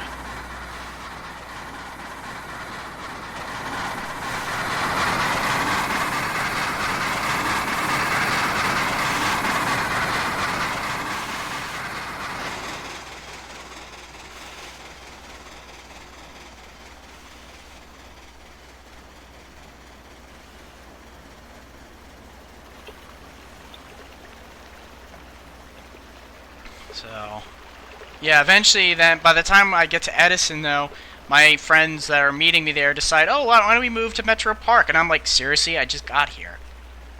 So then we move to Metro Park, and then two NJT pigs say, oh, you're not allowed to film here. I was flipping out on them, saying this is a violation of freedom of speech. I was doing all that stuff. And then eventually, you know, my friend Tony shut me up, and then we eventually left. We missed quite a number of trains, including a sandwiched Keystone with two ACS-64s on each end. Oh, it was miserable. We were all pissed. And then my friend Markwell, who lives in Darby, he would not shut his mouth about, like, you know, he was saying stuff about 9/11, that stuff like that. He was flipping out, and we were all telling him, like, dude, shut up, they'll frickin' tase you. Dude, that's so messed up. Oh, I know. And after that, I will never, ever railfan NJT ever again. That's whenever I go to Boundbrook, that's why I never really film at them. I only film them because, for like, well, you might see. The closest I'll go, NJT-wise, is Prospect Park. Not Prospect Park, that's a SEPTA station. Princeton Junction. I go to Boundbrook to railfan. It's pretty nice power I'd down rather there. just go there, but I wouldn't film any of the NJT. I'd just film Amtrak, and I'd also would film a little bit of the Dinky car because, you know, rare. And it's also because the arrows are on their way out. Dude, though. So, funny story, when I was on my way to... I don't know where we were, but we were passing, like, Piscataway, and, like, we stopped at a Best Buy because I left my SD card home. Oops. So, yeah. So, we stopped at Best Buy, and then on our way, like, to hit the highway again, there was, a Northeast Corridor track, and, of course, my head's literally against the window. Like, yeah, when did the train come? So then, while we're going under a trestle, an Amtrak, like an ACS-64 with a train, comes flying by, and my mom almost freaks out. Oh, that's kind of funny. It was, man. Seeing 611 was great. Yeah, same. Loved that. Although, I really want to chase it next time. Yeah, what Same the for- thing is, yeah. when we chase... Chasing it on the second day, which was when I went on the 28th, was a nightmare. I mean, at first it was a little easy because they were running it half hour every time. Oh yeah, definitely, man. And then they eventually took it off for a couple hours for cap tours, which didn't last too long. I saw And like then, the but VR. here's the thing that pissed me off though, when we were chasing it on the 28th, on the second day, which was on the weekend. They were running it every 2 hours, so you would have to hurry your butt between the crossings if you were going to chase it, because otherwise you would have 2 hours chasing of at sitting there. Strasbourg is not easy. People probably think it's easy because the trains only go like 15 to 25 miles an hour. It's not easy. I remember this chased one for the guy first time there. I remember this one guy we had behind us. He was burning rubber on every corner trying to get to the crossing as fast as possible, and we were almost doing the same thing. I mean, who wouldn't? I'll say this though, my shot at Carpenter's Crossing though was way worth it for the trouble of chasing it, because it's used in the intro because it was so good. Have you ever been to Pumpkinville Bridge? I don't know if I have. I at first thought it wasn't accessible. I thought it was private property, but Yeah, like, I still didn't want to trespass on the farmland though. That because believe it or not, someone brought their car down there recently for opening weekend. they literally drove their car over that farmland. Like they just parked it at the farm, and like I was like, because you're actually I allowed hate to when people drive do down that there. at Cherry Hill. They literally park by the side of the side of the farmland that's not yet ready to be plowed. It's like oh yeah, I'll just drive all over your garden. See how you? It's like, really? My dad, who isn't even we parked in, even like, my that dad, one area. even one time when I was there a couple of years ago, my dad saw that, and he's not into trains as I am, but he was pretty annoyed about this. It's like, and he literally said, it's like, so like I'll just drive all over your garden, see how you like it. There's so many people that probably film at Cherry Hill, and you can even see it because when I went there, we Cherry just Hill's a pulled hot in. spot. I love that spot. Yeah, me too. That used to be my favorite, and now I kind of prefer. I even met SBJ. I even met a famous one of the I forget her username, but she's a well-known rail fan, and she had a shirt with her username on it, and she made the funniest joke about how to tell apart 475 and 611. Who gives a hoot? Who gives a hoot? 475. And then I added on saying. And then I added on to it saying, who chimes in? 611. I really wish I was there on the 6th doubleheader. Yeah. Wait a That minute. was They're doing the epic. event. Wait a minute. It's doing tests as we speak. What do you mean? What's testing as we speak? If it's the Avalia Liberty, I'm going back out to the corridor. Yeah, well, I'm pretty sure that it's doing the test at the Pueblo. one track in Colorado. Yeah, Oh yeah. I kind of like. I really hope. hope the horn isn't the generic third gen K5LA on the A264s, because then you wouldn't tell them a regional apart from an Acela, which would be confusing. And two, it'd just be boring. If they do another hybrid again, like the Acelo's horn, that'd be sick. I would love to hear that. People can get mad at me all they want. I mean, this is just my opinion. I really don't think the T1's gonna, the new T1 they're building, the PRR, is gonna reach its purpose. How dare you say that? I'm sorry. Did you just realize who you're talking Oh, to? God. The biggest freaking Penzi foamer in the server. Oh, scratch that. I take that back. Hands up. I was about to say, I was about ready to smack you there. But then again, they'll probably, there's definitely going to be roads out there that'll let it run. NS will definitely not, because NS, they're kind of in the middle when it comes to Steam. They like it, but they just say just don't get in the way of our mainline traffic. That's all they care about. Exactly. Like they just want the best for their customers too. CSX hates Steam, pretty much hates everything in general. BNSF is the same way, and Union Pacific, they like Steam, but they don't allow other railroads to excursion on their tracks. It's only their excursions that are allowed. So their steam engines, because they're so But wait, if I recall, foam-worthy. they double-headed with another steam engine that wasn't theirs. That was because... Cough, cough. What do you- 4449. well, that was different. Of course, that was a must-need double-header, not gonna lie. Pretty much, yeah, it was a must-need, so Union Pacific had to shut up about that. But then again, I think it's also because one of their engines was participating anyway. That's probably why I really they hope allowed that it. 4449 hits. Yeah, what's been going on with 4449? I haven't even heard anything about excursions for, like, years. Like, ever since Oh, because 2012. Amtrak canceled excursions because apparently they got in the way and they were like a distraction and stuff. No, that's just that's just Anderson talking right there. I don't really know, but like, I don't know, Amtrak's not letting them help it. Same thing with 3751. Well, 3751 ain't gonna be back for a while because there's a crack in its boiler. Imagine 4449 in imagine Reading 2101 in Conrail paint.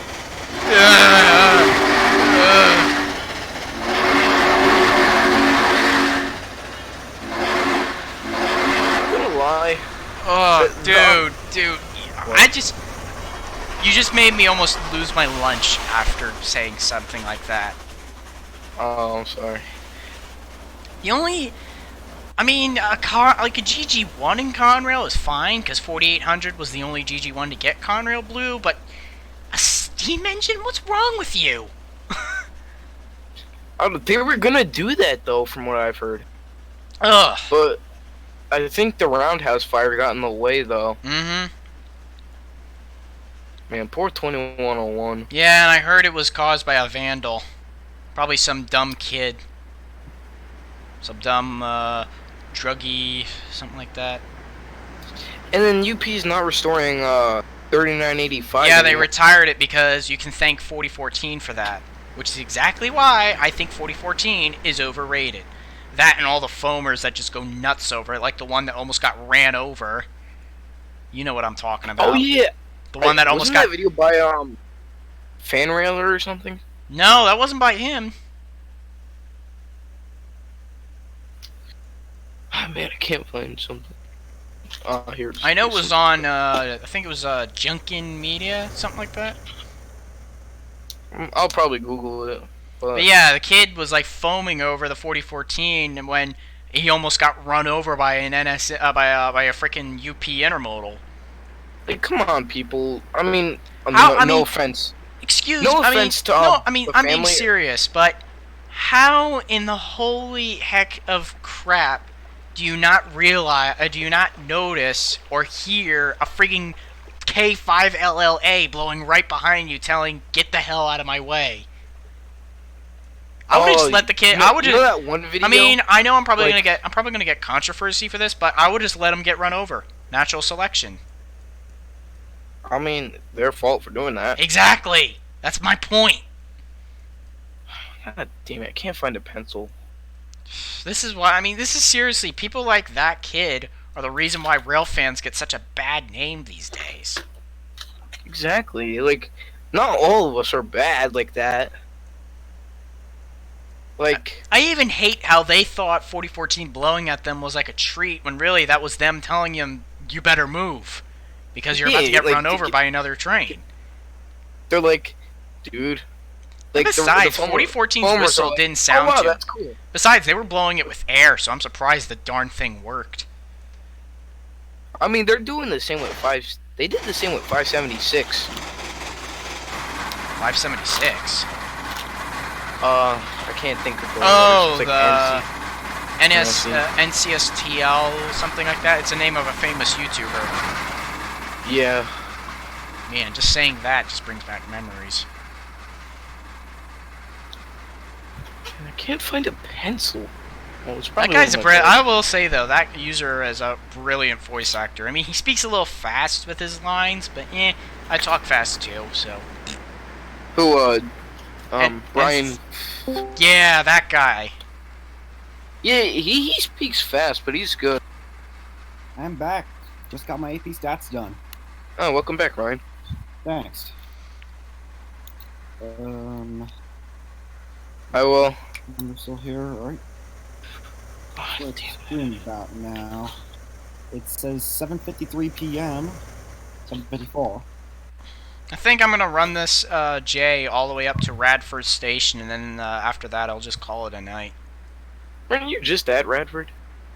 That was at the beginning.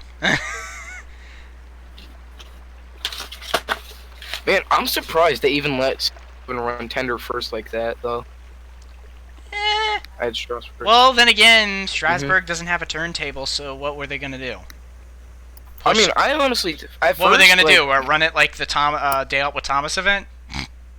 I mean, I thought what they were gonna do was have 86-18 trail for runs. Nah. It's also because, unlike BEDT1, or Thomas in this case... CODD. Yeah, unlike him, 611 has more than enough water in its tender and boiler. Not to mention, they didn't even use its auxiliary tender for the excursions. Something I don't get. Oh. So basically, 611 had more than enough water to go up and down the line. I mean, if you ask me, if someone wanted to take me... And I'll say this though, when I was trying to catch it getting coupled up to the excursion at Strasburg on the first after I had my run, that was very crucial that I got the shot of him hooking up the air hose, let alone coupling, because that's like a once in a million shot, because 611 doesn't usually do that. But if I went to Strasburg for Dale with Thomas, I would not step foot on the East Strasburg platform. Oh, yeah, it's just, that's, I mean, a lot of Strasburg crews hate doing it, but they know they got to do it anyway because those events actually make the most money for Strasburg. But here's the because thing of all to the that, kids. it's licensing is expensive for them too. Yep.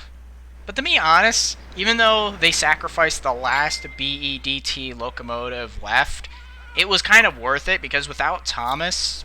railroading in general would just die off. Live steam Thomas. I mean, at least Thomas does, like Thomas DOT said, at least it does carry on. Brooklyn Eastern. I'll say this though, the CGI face, I'm telling you, sometimes it looks like it's following you. Creepy. I know, it always looks like it follows you. Thomas, I still have my tickets from Day Out with Thomas 2005. Wow, that was back when it still had the old face, because they only put the new face, the CGI face on in 2013. I'll be right back, guys. I'm gonna go for a pencil. When that happened. And you know what wasn't right now that I look at it today, and I know more about trains? What? The Thomas was a narrow gauge.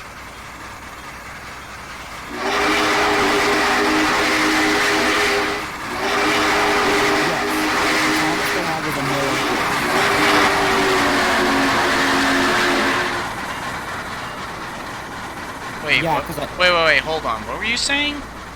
The Thomas locomotive, when I went to Day Out with Thomas 05 was narrow gauge. Yeah, and it was built by Strasburg. No, well, actually, it was narrow gauge because it was on the Durango in Silverton. Yeah, because otherwise it wouldn't fit. Yeah, it's narrow.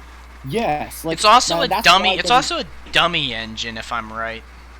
Yes, it just has a whistle, blinking eyes, and it is probably the most realistic out of all the Day Out with Thomases out there.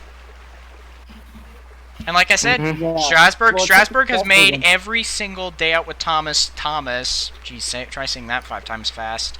Has anyone ever seen the Mavis one? That's basically 8618. No, the minute I saw the sign, I'm like, in summer, like I said, it was like 98 degrees. I saw the sign for it, and I'm like I just saw 8618 switching. I'm like, I said to my stepdad, I'm like, hey, you wanna know what locomotive they're gonna be using? And I just point to 8618. I at first thought they were going to convert the new one they got, 1295, which was an X ATSF SW9. That's the thing they're still working on, from what I've seen. I don't know if that's the replacement for 8618, so 8618 can forever be Mavis. I don't know.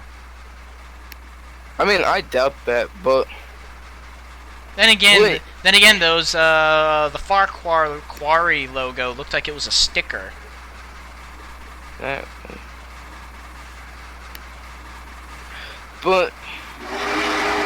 the thing is, from what they told me, they haven't even started on 31.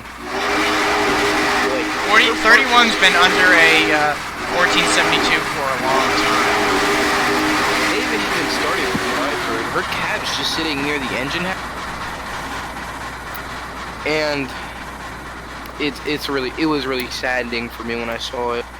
Yeah, it's because I guess it was under a 1472 and they realized it needs an overhaul and Strasbourg didn't have the money for it yet. But and apparently crews hate that too because it probably the also rides are off and stuff. Yeah, and it probably also has no cab floor space like the 475. But one thing, I think they should, that locomotive out of all, they should give that locomotive the most respect. Even if that's the engine that they went into business with. Exactly, that was their first locomotive. And yet it's probably gonna end. Hopefully, fingers crossed, it's not gonna end up like number 4 or whatever. Weren't they established in 1902? Well, no, the railroad first established, and then they reopened in like 1959 by Donald E. I'm gonna get his name wrong. Donald E. Hallock, and then got the other guy. I was writing a small documentary for it. But they saved the railroad in like 1959, and then they did excursions in 1960. Heck, someone who like on my second trip when I first rode 90 said that like the last time they were at Strasbourg was when, or they were at Strasbourg. They've been going since the passenger cars were green, and that was like either the 60s or 70s. 60s. Man, I kind of missed that paint scheme of them. I really wish I would have went when they had 1223 and 7002, which at that point were one of 3 operational Penzi engines left. Yeah. And now they just sit face to face in the museum. Well, that's because the FRA said that did an ultrasound and said that the firebox walls were too thin on both engines, and they ordered them to be modified with thicker firebox walls if they were to continue in service. And since Strasbourg didn't own the engines, you know, they had to talk with the original owner, the Railroad Museum of PA, and they flat out said, no, we want to keep the engines as original as possible ever since being built, so we can't, we don't want you to modify them. So, yeah, Strasbourg had no choice but to retire both. Yes, they were ordered retired. But what sucks though is 7002 and 1223 had some of the best whistles Strasbourg ever had. In fact, 89 was wearing 1223's whistle at one point, and I know because you can't mistake 1223's whistle. Oh yeah. Speaking of, there's another 1223 that has a really nice whistle. Reminds me of 50s New York Central. Like Alfred Perlman, this guy, they got like a brand new like steam 080, I believe. I forget what class it was or number, or like number range, number series it was exactly. But they just put it into service. However, when they ordered it, when they were still operating steam. However, when the units were when the locos were when the locos were actually built and delivered to that subdivision of the NYC, they had that subdivision and area on the NYC had already changed to diesel power. Perlman, you know what Perlman did? What? The brand new locomotive, brand new steam engine, he ordered it scrapped with less than 5 months of service. Oh. I mean, at least 7312 isn't the only that was running. In fact, there is still one that runs. Which one? Canadian National 7470. Where is that at? It's in New Hampshire. I almost went to go see it recently. Oh, guess what? CSX is actually rebuilding their Dash 9s and putting high-ad trucks on them. Oh, I was gonna say if they're what now? completely rebuilding them, there's the new NS. CSX is rebuilding their 90XX Dash 9s. The 9000 series Dash 9s. The ones with Dash 8 trucks. They're upgrading their, those CSX has Dash 9s with Dash 8 trucks. However, they're upgrading them and they're rebuilding. Okay, I'm back. Okay, Oh, they're I'm back. rebuilding. Okay, they're rebuilding some of their 9000 series Dash 9s and upgrading the electronics and because they were originally built with Dash 8 trucks, so they're rebuilding them. They're upgrading their electronics and replacing the trucks to the standard the Dash 9 high-ad trucks that come as standard on normal Dash 9. The only Nice. good 9000. Someone tell me to be a school subject. Oh my gosh, my ears. Sorry, I'm just laughing. I just at figured how out a few years retarded ago, that statement is. I'm sorry. in Indiana, apparently, a few years ago, a CSX-8 C40-8W 7726 hit a Pepsi truck at a grade crossing. I guess the engineer tested positive for Coca-Cola. Yeah. Or maybe, Bro, imagine if they made an ad out of that. I personally preferred. I know Thunder doesn't. Well, approve any of Coca-Cola the things, doesn't. but Coca-Cola already had an ad with a I locomotive. prefer Pepsi because they sponsored the American Freedom Train. Well, they're the same. They're the same company. I know, but they sponsored the American Freedom Train back in 1976 when barely anyone else would do it. Oh, no wonder the trains looks like. See. Oh, did you see that picture of that CSX ST80 Mac? The 80 Mac that pretty much recreated the Thomas episode Oliver Owns Up. I've seen that. I've seen that. CSX in a nutshell, folks. Well, Mr. Olden. Not so much. They're improving. Just give them time. Toad the Brake Fan in a nutshell. Toad the Brake Fan calls every engine a Mr. or Mrs. in other stories. Oh gosh. Excuse me, Mr. Oliver. I found another angle of 571. I found another angle of the wrecked 571. Excuse me, Mr. Thomas. Have you seen Mr. Oliver? He disappeared. Probably ran away from you, Toad. Or the troublesome trucks broke free so they could give Toad the ride of his lifetime. Oh, I remember I had to do... making your wish come true, Toad! I remember I had to do a redub for Busy going backwards for somebody, and I had the pleasure of playing the trucks. Oh my gosh. I actually heard you on, I think I actually heard you on, one of... I think it was... I love Trainz 3. Oh, that was me. Yep, I was the grumpy old barge Bullstrode. Oh man, Special Attractions are a really good episode. Yeah. Let me just say that was also a lot of fun because he had me do like 5 minutes of Bullstrode rambling and complaining, and it was the let me tell you, I had a blast just friggin'. Doing that. It was all I had to do. All I had to do was think of my dad, and that was all I needed to act as Bullstrode. It's kind of anyone like ever watched D199? Like in fact, my favorite line that I had to do was when Bullstrode realized he was going to be a fishing boat, and he's like, "Wait, fish!" Oh my god! I love that remember part. that. Oh, that's the thing I love about working with I Love Trainz 323. He's another clever writer. Kind of reminds me of Peter Griffin.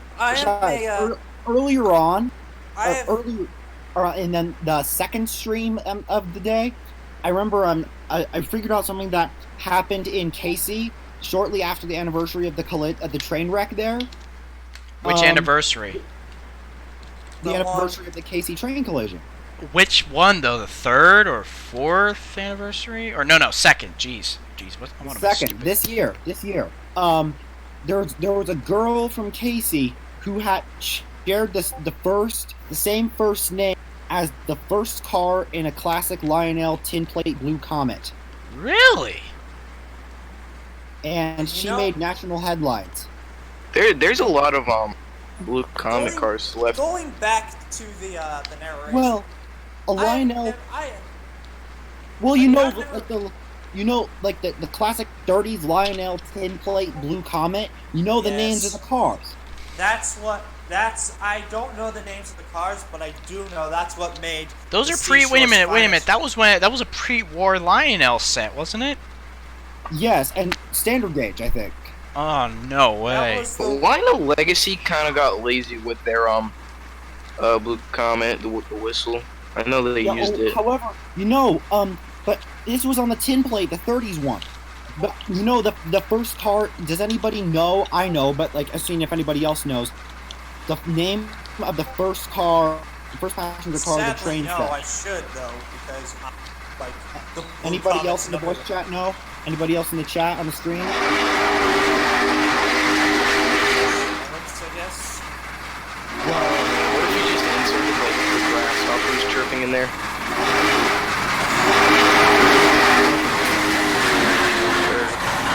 God, I'm so retarded. Somebody said they thought that New York Central owned the blue Comet. Yes, that was Roblox. Where? Let us all facepalm at that. Let me have. Someone put on Curb Your Enthusiasm. Where is he? So I can get my. Bro, the foamers get the police. What the first car of a Lionel pre-war blue Comet set is? Well, you guys heard him. Do you know the answer? Because that's a hint of what recently happened in Casey. All right. The thing is that for going back to the narration topic, I've never done any for like any Thomas, but I have done some lines for a few good friends of mine, like Norfolk. Norfolk 578, and or Commanding Officer Kanala, as he's called now, and saves you, rat. Anybody who puts officer in their YouTube name. No, it was a play on word. It's a play on words. I'm pretty sure he originally kind of got his name was inspired from Mohawk, not Mountain. Just it was Kanawha, not Berkshire. No. It's more like don't even bring up Mohawk, not Mountain. No. Yeah, I remember from earlier. Here's the thing. Here's the thing, though. The thing is that I know him. He did it as a Soviet-style joke or something like that. But I remember narrating for his 1361 documentary. Okay. Hunter Dawson says CSX 36 is back in service. Oh, and Cave Master 2007, you won the contest. The first car of the Lionel Blue Comet set pre-war is called the Faye. The Faye? Oh, that's an old name. There was a girl. Well, there's a girl from Casey named Faye Sweatlick. Faye Sweatlick. Yes, she's 6 years old. She was from Casey. She was murdered, and the case made national news from Casey. Wow. But what does this have to do with the collision? Well, it happened in the same town, like a few days after the train wreck, and she was probably. Wouldn't it be something if her parents actually named her after the Lionel train, like the first car in the train set, if they had that on their mind? Yeah, it's really. I mean, I think that's what kind of made the Blue Comet popular was the Lionel model, because maybe I should name one of my kids off of one of the Broadway Limited cars then.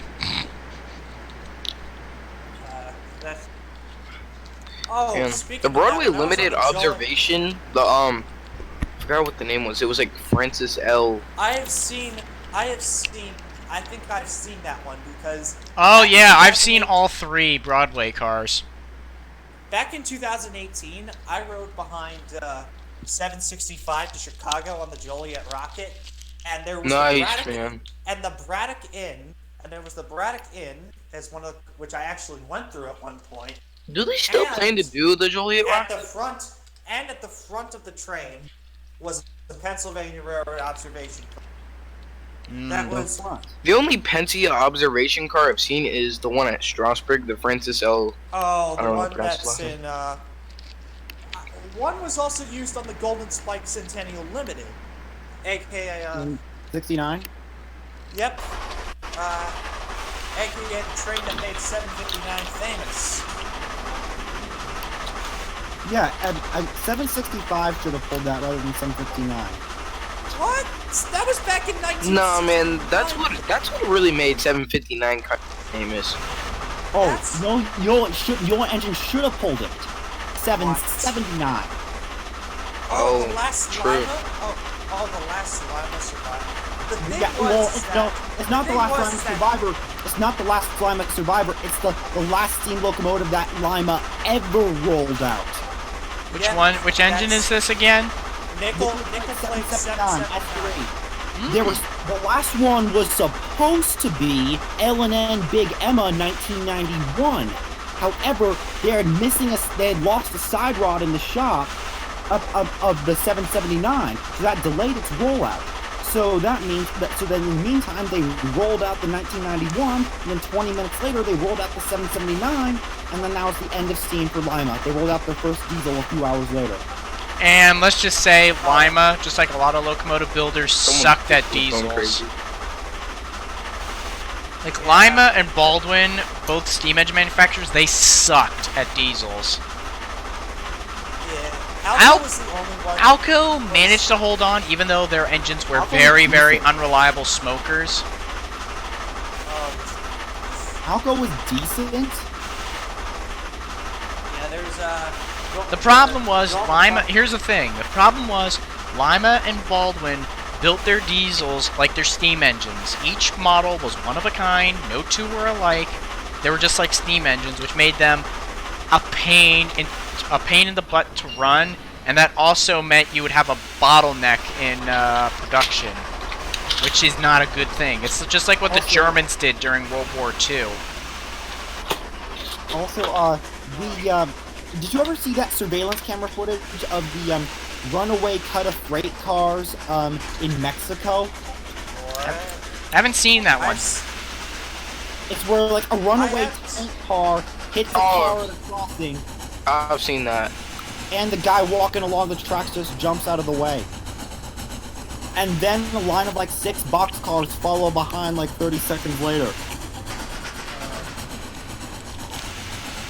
Something I've noticed about UP is that like they're like one of the only railroads that like really held on to their own style of passenger cars.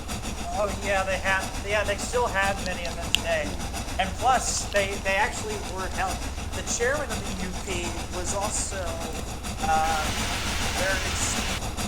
He loves this. In fact, he told the diesel builders, saying, "Unless you can build me a diesel that has the same power as one of these challengers of big boys that I'm running on my machine now, then I'm not buying jack from you."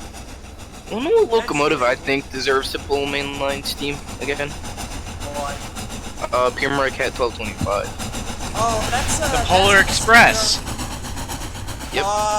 That's not. I get a little. I'm sorry. I just. What's wrong with Paramount Cat 1225?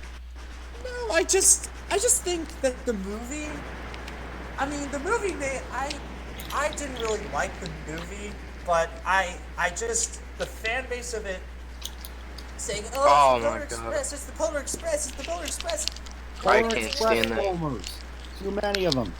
Oh, so they're all like that nerd nerd kid that called that said that 1225 was a Baldwin product, not frickin' Lima. Baldwin. Actually, Yeah, the kid.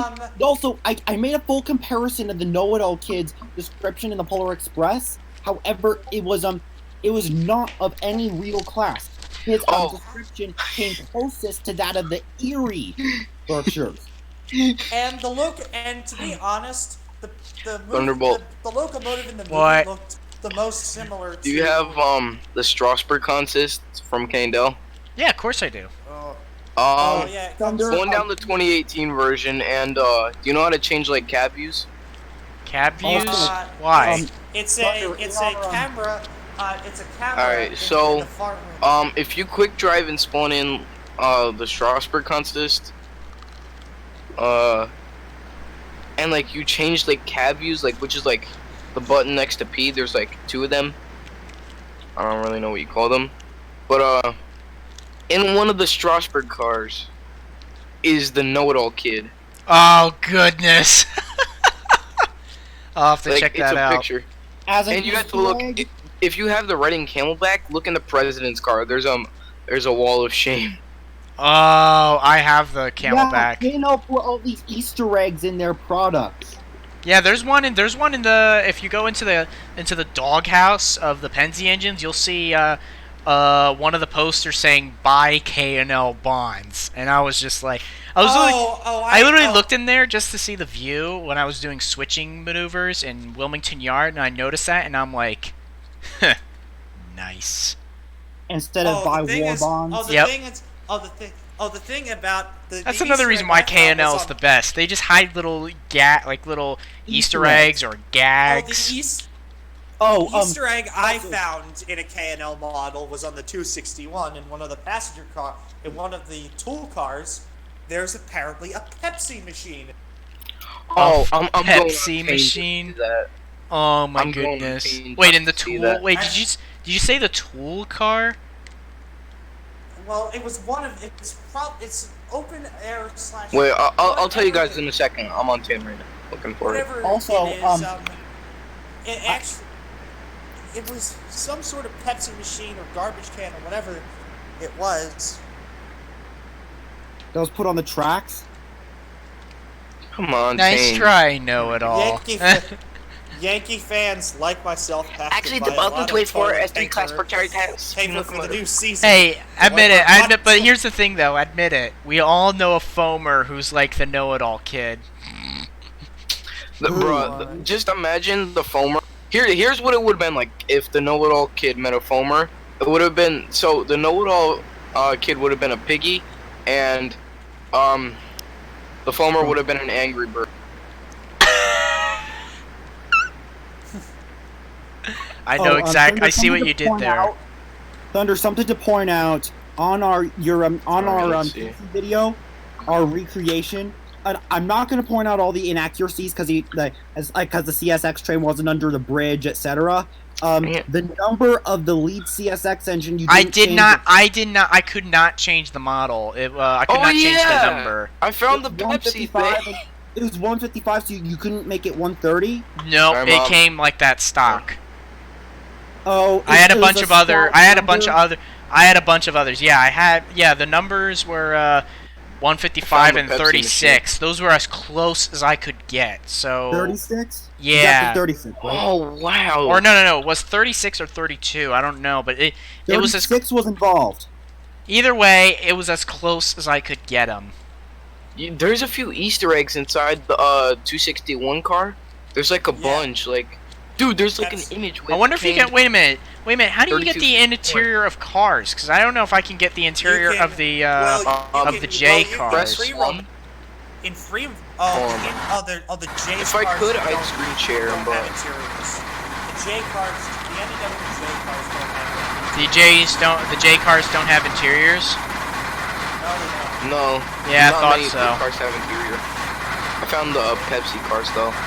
Wonder if there's an Easter egg in 611's cab. Even though it's the stock cab. He got 47. Steve Laro got 475's cab really nice. Like he got it really accurate. And there's nothing. Alright. Well, to move around in cabs, Oh, I know. look in I'm probably just people are probably gonna think I'm weird, but just go to general and like to move around in cabs, it's like these keys. Oh, I know. Okay. The interior inside the dome for the MILW is really nice, man. I really wanted to go in this fucking day.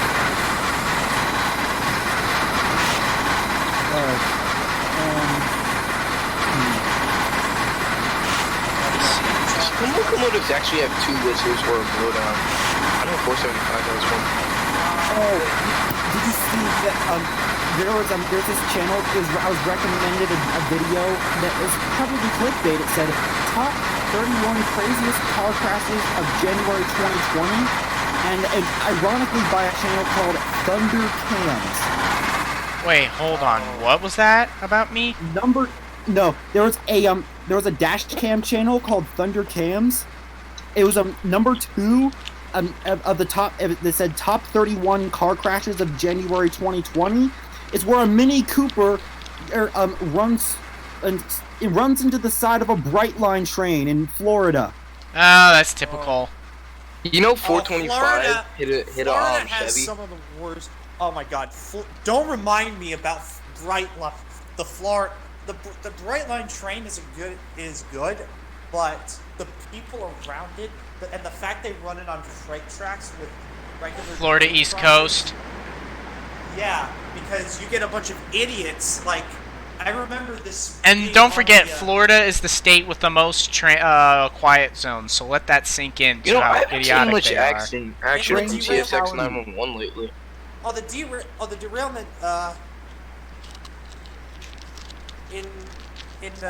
Actually, when I was trying to film Trainz by there, a bunch of cops came over and said, "Hey, we're wondering." Because my dad was, he was checking out some of the places around Delray Beach in Florida, and some cops were like, "Hey, did your parents nearby or something?" We're just concerned because a lot of people have been hit by trains along this line, and one of the most infuriating things that I have seen on there, basically this person is stuck. This person is on the tracks, and these two young women in a car in a white convertible are right in front of them, just talking on the phone, like, "Hey, sit down," and this horn, and the guy behind them had to honk their horn in order to get off the track. Idiots. Too busy. Or those Brightline tracks. Yes, Brightline. Keep in mind. Let's just let me just point out that, you know, there's a reason why crossings have signs that clearly say "Do not stop on tracks." I've seen people I actually almost saw someone that stopped on the tracks on the Philly sub at Oak Lane Crossing, and he almost got run over by the Upland switcher. It was back when I had that crappy Vivitar camera, and you could hear me in the background going, back up," and the guy, he had to freaking cut across the median in order to get out of the way. Oh, the guy stopped on train tracks. Freaking. I just upgraded my camera. I'm telling you, Pennsylvania isn't really... But I will say this, though. Pennsylvania, when it comes to grade crossings, grade crossing incidents are very rare. We're actually number 20. You know, We're actually in the 20. We're actually in number 20. There's a grade crossing. There's a grade crossing that is the most accident prone in my town, and that is for a good reason. Because it just there's a hill that goes down really sharp after the crossing, south side of the crossing. So trucks, like flatbed trucks with a low wheelbase, just get caught and they get stuck. So they just wait until. Oh man, makes me think you live for. Saying it like that makes me think you live near somewhere like Ashland, where everybody keeps falling off the track. I looked at the FRA database, and there were 26 train car collisions on that crossing since 1975. Where did you find that? There's an app. I would like to find out how many accidents Main Street has had, because Main Street in Norristown is probably the worst design of a crossing I've ever seen in my life. First off, you got the station. Here's the thing. You got the station on one side, where as soon as a SEPTA train comes, you know, the train has to come to a stop. But here's the thing. You got 202 on one side, and then you have Main Street. When a train comes, let alone when the traffic lights are red, you're gonna not only have backed up traffic, but you have that one idiot that's too scared to go onto 202 to the point where his ass is sitting on the tracks. I've nearly seen people get run over there. Yeah. I honestly wonder guys, how many Did I mention the road? Did I mention the road quality is so piss poor? You feel like you're going over 30 speed bumps. Oh my god, I've seen that kind of crossing. Oh, Also, guys, yes, look in voice chat text. I posted a dash cam Dennis video Berwick, that is thanks for subscribing. I posted in the voice chat text a dash cam video that like you've probably seen in the recommended list. Go to 159 in the video. The clip that's starting at 1 minute and 59 seconds of the video I posted that voice chat text comes from my hometown. I drive by that intersection on a weekly basis. Wow. Oh yeah, it's not. And again, it's not as Then again, one of the most accident-prone areas in the United States. Have you seen Ashland, Virginia? Yep. No, Train. not that. I'm talking Yeah, about a train gets hit by a car in Ashland every other. Car gets hit by a train in Ashland every other day. I think the most is that 3-foot bridge in North Carolina. 11-foot 8 bridge. 11'8". 11. Because idiots don't know how to drive trucks. Yeah, You hear in that- Durham, that North bridge is gonna be Carolina. no longer. My parents have gotten pictures in front of that in 1995. I have Who's the railroad that owns that bridge anyway? Is it MBTA? North NS. But NC Dot runs over it as well. No, it's and NS. North Carolina. Coincidentally, I went to like North Carolina 2 times like yearly, and I caught the same unit. Like I caught 1810 leading the same both times I've been there. Real fan. Oh yeah, that's. I'm sad though. That 11-foot bridge is gonna be no longer. They're raising it. Well. Because then again, people are so. Because people still can't drive. Are you serious? They Like put like that- so many I mean- freaking warnings there, and idiots are still going I know. toward That's that the thing. bridge. It's like You don't need to raise It's the like- bridge. You gotta freaking put an IQ test at truck rental places. put a toll booth that gives you an IQ.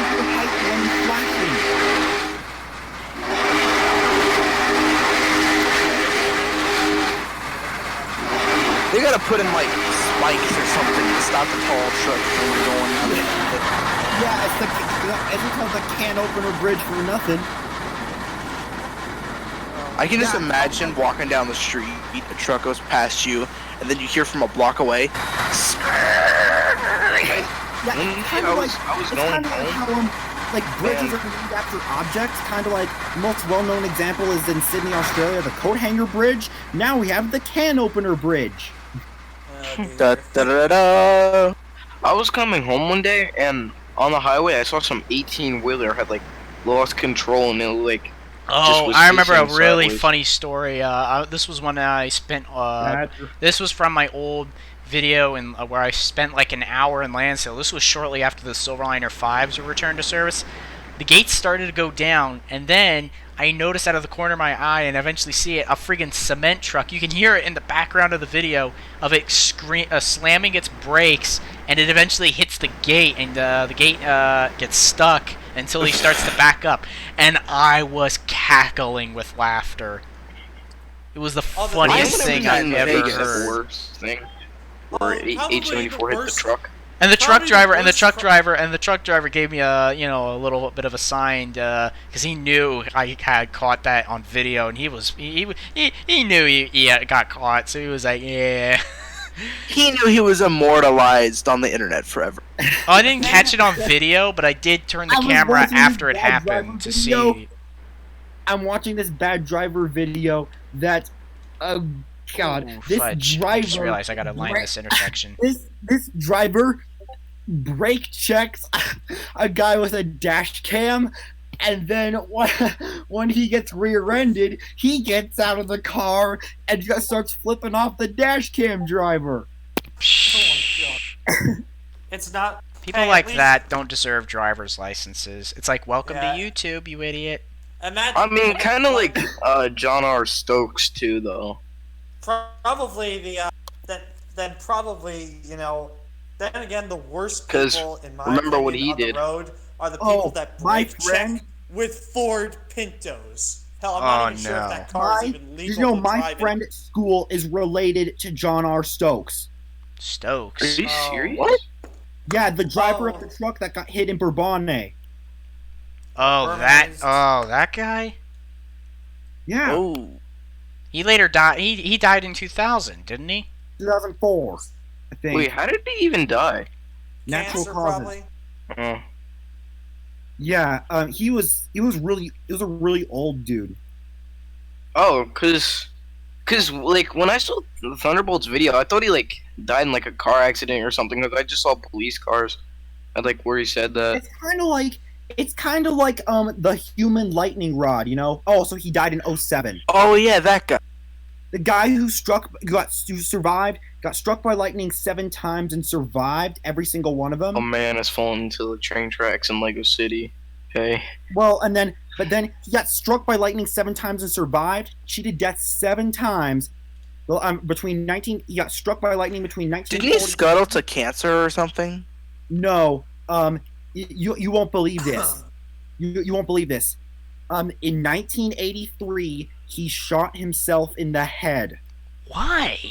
Why? The human lightning rod committed suicide. You know for a fact he ain't up in the well.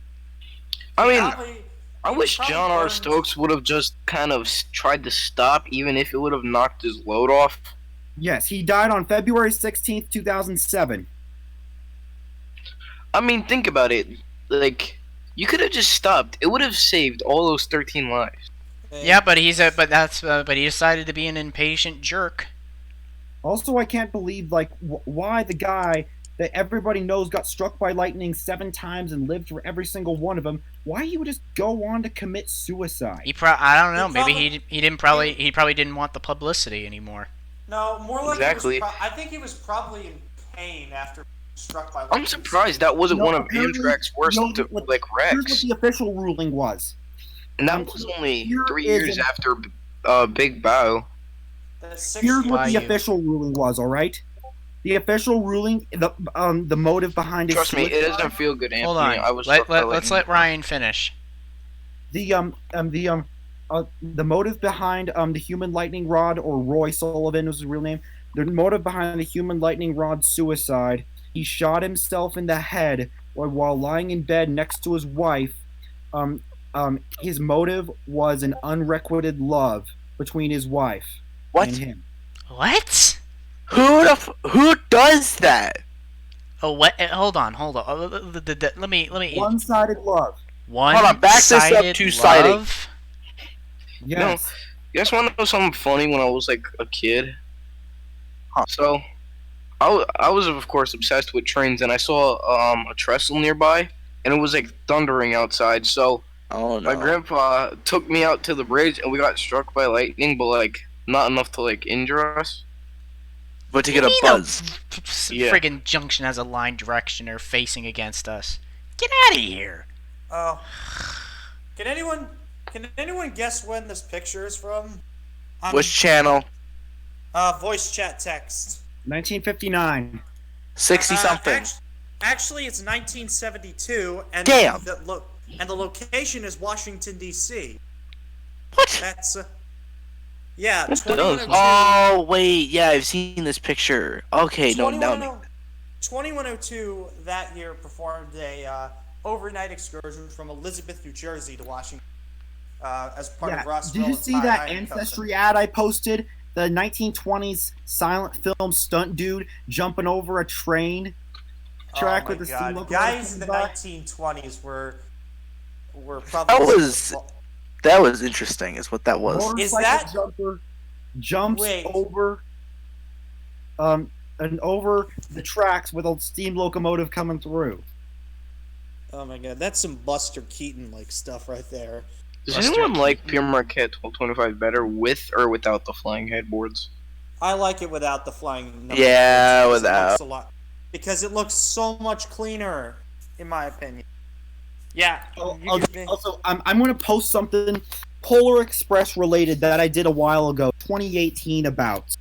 This is I'm gonna does post a photo does on it the voice involve chat. ice?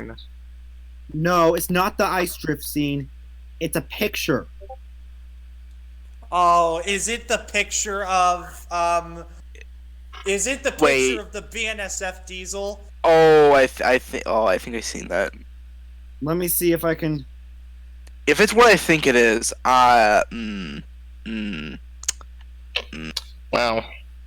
Out of all the things I really wanted to, out of all the things I was looking for, I found a Minecraft image of it. Oh my god! oh, Come on, what is wrong with this? And I clicked on it, and then it just went away. So I'm still You trying just to find you it. just made the Polar Express less interesting. I can't even find the image now. I hate it when you just click on a photo. Imagine a BNSF ST-70 Ace pulling the Polar Express. No. Oh my! No. I'm imagining that in my head, and you ruined the trip for you. all I see in my head now is just an orange thing sliding across the ice field, pulling some passenger cars. That's all I see. It's just like if I just sitting on the hill and you see this orange dot that is just. Oh, Yeah. God. Ow! Ow! I just broke my thumb. You just got the big toe stepped on. I just broke my thumb. you know, that's all. My What? Steve. Oh, found it. Back in May when I was about to chase Big Oh, Boy, I made a stop Some in guy Golden. just DM'd me. I made a trip to Colorado to see some family friends, and apparently they live in Golden, Colorado, which is the site of the Colorado Railroad Museum. Which I got. And that- I got my senior pictures taken for my school. And that day they were running 346, the photograph I just sent, and then and there's this one part of the line at the Colorado Railroad Museum, the narrow gauge line, that has a pretty steep gradient, and 346. What's the was percentage? Yeah, what's the I don't know. grade? I don't know the percentage, but it Oh, was. you know what I did at wanna the say- Colorado Railroad Museum? Hold At on, the hold on. Colorado- I'm still, and during the trip, but I don't know the percentage of the grade, but 346 was slipping like crazy on it, and it's Probably a was coal-burning above. Probably was over 2%. it's a coal burning steam engine, and all of the ash. It has a spark arrestor on it because it's the West. Just but- like spewing everywhere. Yeah, the ash just rained down. And this is what I looked like, and this is what I looked like afterwards. Yes, yeah, face. Face reveal on Monsieur. Yes. Did you know what I did at the Colorado Railroad Museum on Yeah, you got your. I've seen the picture before. You got your school photograph taken Yeah. on 5629 there. Lucky. Yep, it's my We're senior going picture on a I school got. trip, and we're stopping Out at of Hershey every Park. day, out of any day, I got it on September 11th, 2019. Oh, That's Yeah, me. it's- look at that sweet hair. Hold up. September 11th, 2019 was when I was at Why I'm Missing for the first time. I was Why does That bro look thing like a Locomotive in 19? the background. You see the number plate, the 56 and 5629. I Well- saw that engine too, but the day I went, the gate was closed off, so I couldn't get close to it. That's sad. Why does bro look like? Huh? But then again, that ash shower from 346 was pretty nice. If I'm gonna I be got honest. another picture from I got another picture in front of the Rio Grande F9 ABA set the F9A 771. Well, I got another picture where I was sitting on the track with my hand on my chin in front of the bottom, like the cow catcher part of Rio Grande F9A 5771. I kind of like one of those too. I also did some normal. I also did some other than the big chasing big boy that trip. I was also I also did some mostly normal rail fanning and some of There you the go. cars on the UP trains were pretty interesting. That green car Let me check This is one more CNW time before I let her in. That is a CNW covered hopper. I'm pretty Hold up, sure what? even this photograph I posted. This is near Echo This is in Echo Canyon, by the way. I was gonna say that area looks familiar. Yeah, it's in Echo Oh, well, Canyon. But anyway, that's a like a video I took. I just paused and snipping tool. Also, guys, if you don't remember what I was saying, what I said like a few months ago, I saw the 844 accident with my own eyes, and it even got Oh, The you one were where there, the one where the person Yes. got run over. where the lady, Yes. went. Ding. I had it on film. I recorded it. That is my number Oh. one. That is my number one fear when it comes to rail fanning. Seeing someone Well, get if it's run getting- over I like thought he that. was going to back down. I feel really guilty that I could have saved her. I've seen. I actually. And I'm not releasing that footage anytime soon. I'm not releasing that footage, Good. my footage of it, because Donald and Douglas don't like their turntable. guys, her body slid across the ground right past me. Oh. Oh. Oh. I've kept the original copy of the video for myself, but on my computer. But I've given one copy to her family and close friends and relatives, and another one to the authorities in Greeley. You know what's also kind of odd about the UP Steam Fleet? This is what one of their coaches is named. I kid you not. What's wrong with that? Oh. Yes, I have a picture of that too.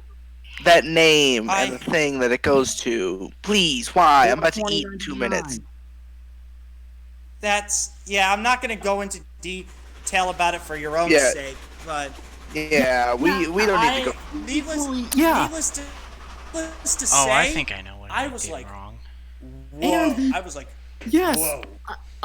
And also, if you didn't hear me, the other copy of the video, I gave another copy to the authorities in Greeley to investigate. And they easily concluded that she was in the way like an idiot.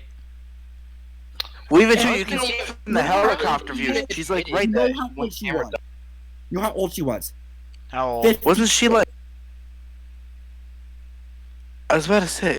She was what? 50? That's a photo I took. She was 56. Oh, How oh, could that- someone oh, that that's- old be that stupid? probably gotta be dementia. Probably dementia. I want to say a negative on that one, Mozia, because that doesn't make any She sense. met her husband on a train. Oh, that's this story. sad. Oh, the plot just got so much sadder. Oh my god! Like, Oh, that- You do that not have back a is- direction marker facing against you. Go screw yourself.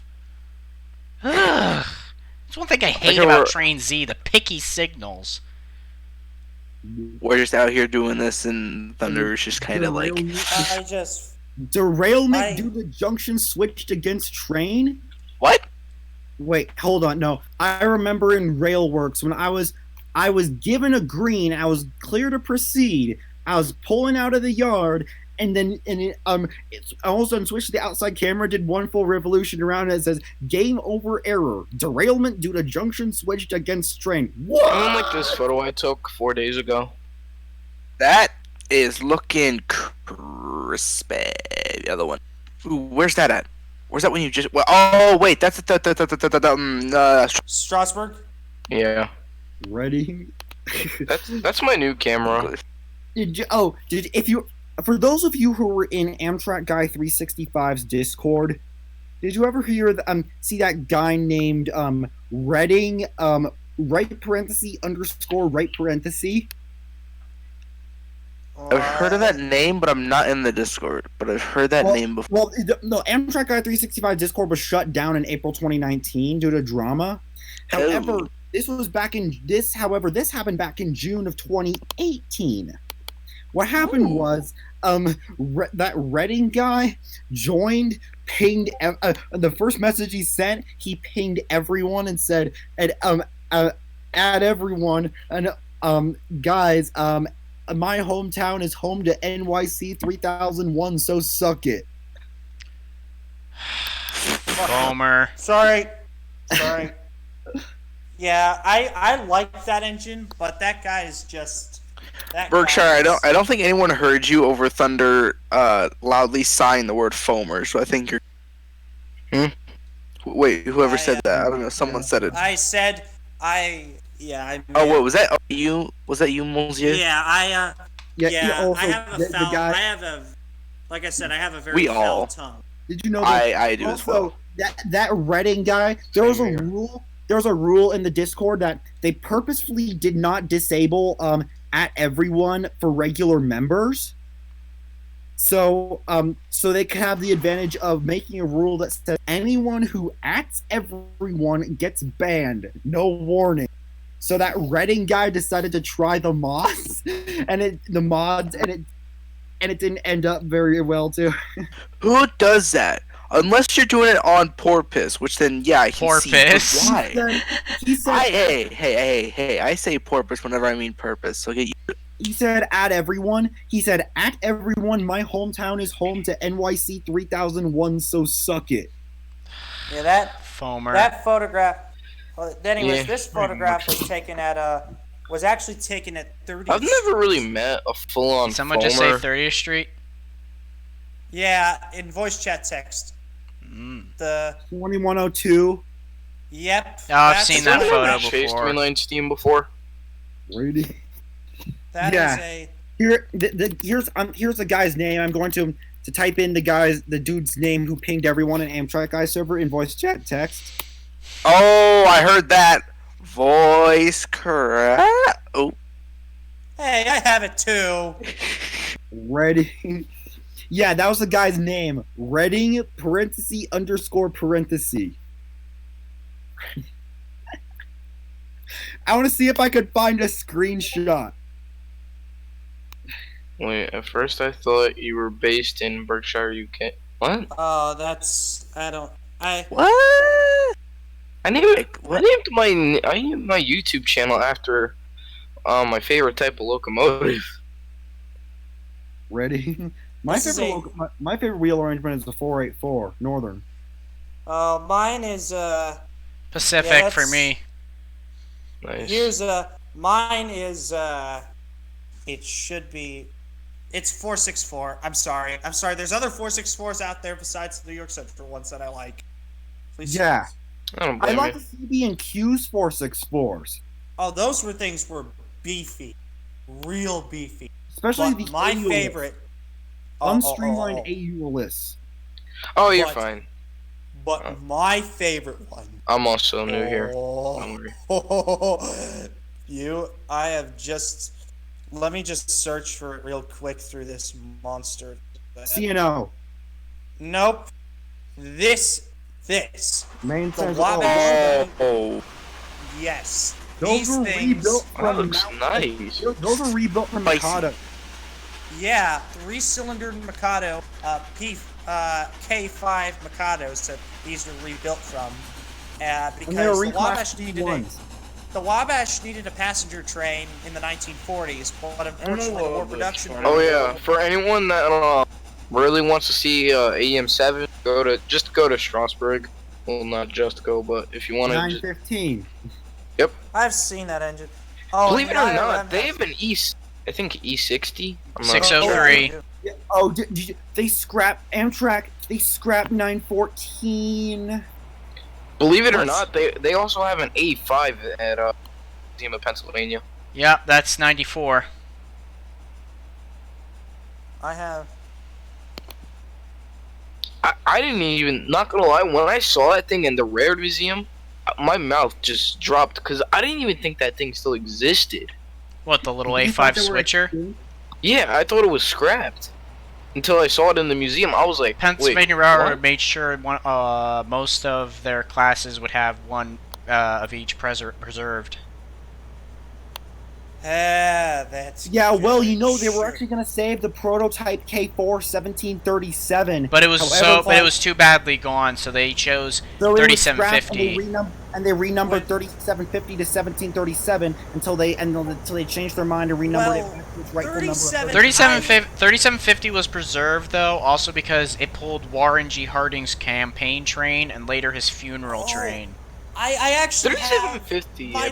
It's another reason why. It's another reason why she's my favorite steam locomotive of all time, and nobody should ever touch her but me. My favorite, when you go to the Railroad Museum of Pennsylvania, I like night just to see the locomotive. Thunderbolt. I'm trying just to bangs through the door. Alrighty, let's. Yeah, who touched my bay? Oh, don't forget about the electrics, the DD1. No, the thing is, just a police officer from Thomas. What have we got here? The guy that used to work at my local hobby shop, the Steve, who was also a Civil War reenactor, he knew a guy that actually fired the 3750, and it would eventually die from cancer sustained from asbestos in a GG1. Steve also knows some guys who actually worked on Pennsylvania Railroad 1361 back in the 1980s. So. And I hope she runs again. Same. She will. Unlikely. She will. It will just take a lot of work because, like, there is this long-standing, Sorry to interrupt you, but the thing is that people have this long-standing, rather stupid belief that bell pair fireboxes are illegal because the Pennsylvania Railroad engines with bell pairs had the same problems that pulled them out of excursion. Hold up, what? There's this stupid rumor that bell pairs are illegal to operate, and let me prove that wrong. Let me prove that wrong. Please do. I'm about to. Why are they rumored to be illegal to run? The thing, because of the bad luck that many Pennsy bell pair engines had in excursion service about their boilers being too thin, the real reason why is that the 7002 and the 1223 boiler fireboxes were thin because they were made of copper. And the 1361 was just in poor condition because she was essentially beat to death by the Pennsy, overworked by the Pennsy. And then No, it was not. Oh, no. It wasn't overworked by the Pennsy. It was just sitting on the horseshoe curve for too long. Yeah, but I'm pretty sure the Pennsy used it a lot. But and now we have that Rustful GP9 on the curve. Yeah, and the thing, and she also sat on there. But the worst part of all is that the restoration was rushed. Yep, that was the main reason. Yeah, that's... Who rushes what? The original Pennsylvania Railroad 1361 restoration was hurried along, and apparently a guy who was testing the thickness of the boiler actually managed to, which is I think a normal thing. I heard Leonard F. Shaner Jr. had a role in 1361's downfall, and that's why he was fired from Altoona. Believe it or not, Amtrak 642 went through Paradise a few days ago. Yep, because it's on the Keystone. Because it's on the Keystone. 47. Because I saw a train pass. Like I logged onto the cam. I saw a train pass, and I'm like, oh man, I missed it. So I back it up. I look at the unit, and I'm like, hold up, it's 642. Yeah, that thing's a bloody stalker. P42 number 42 is back in service. Yeah, it was on the Capitol.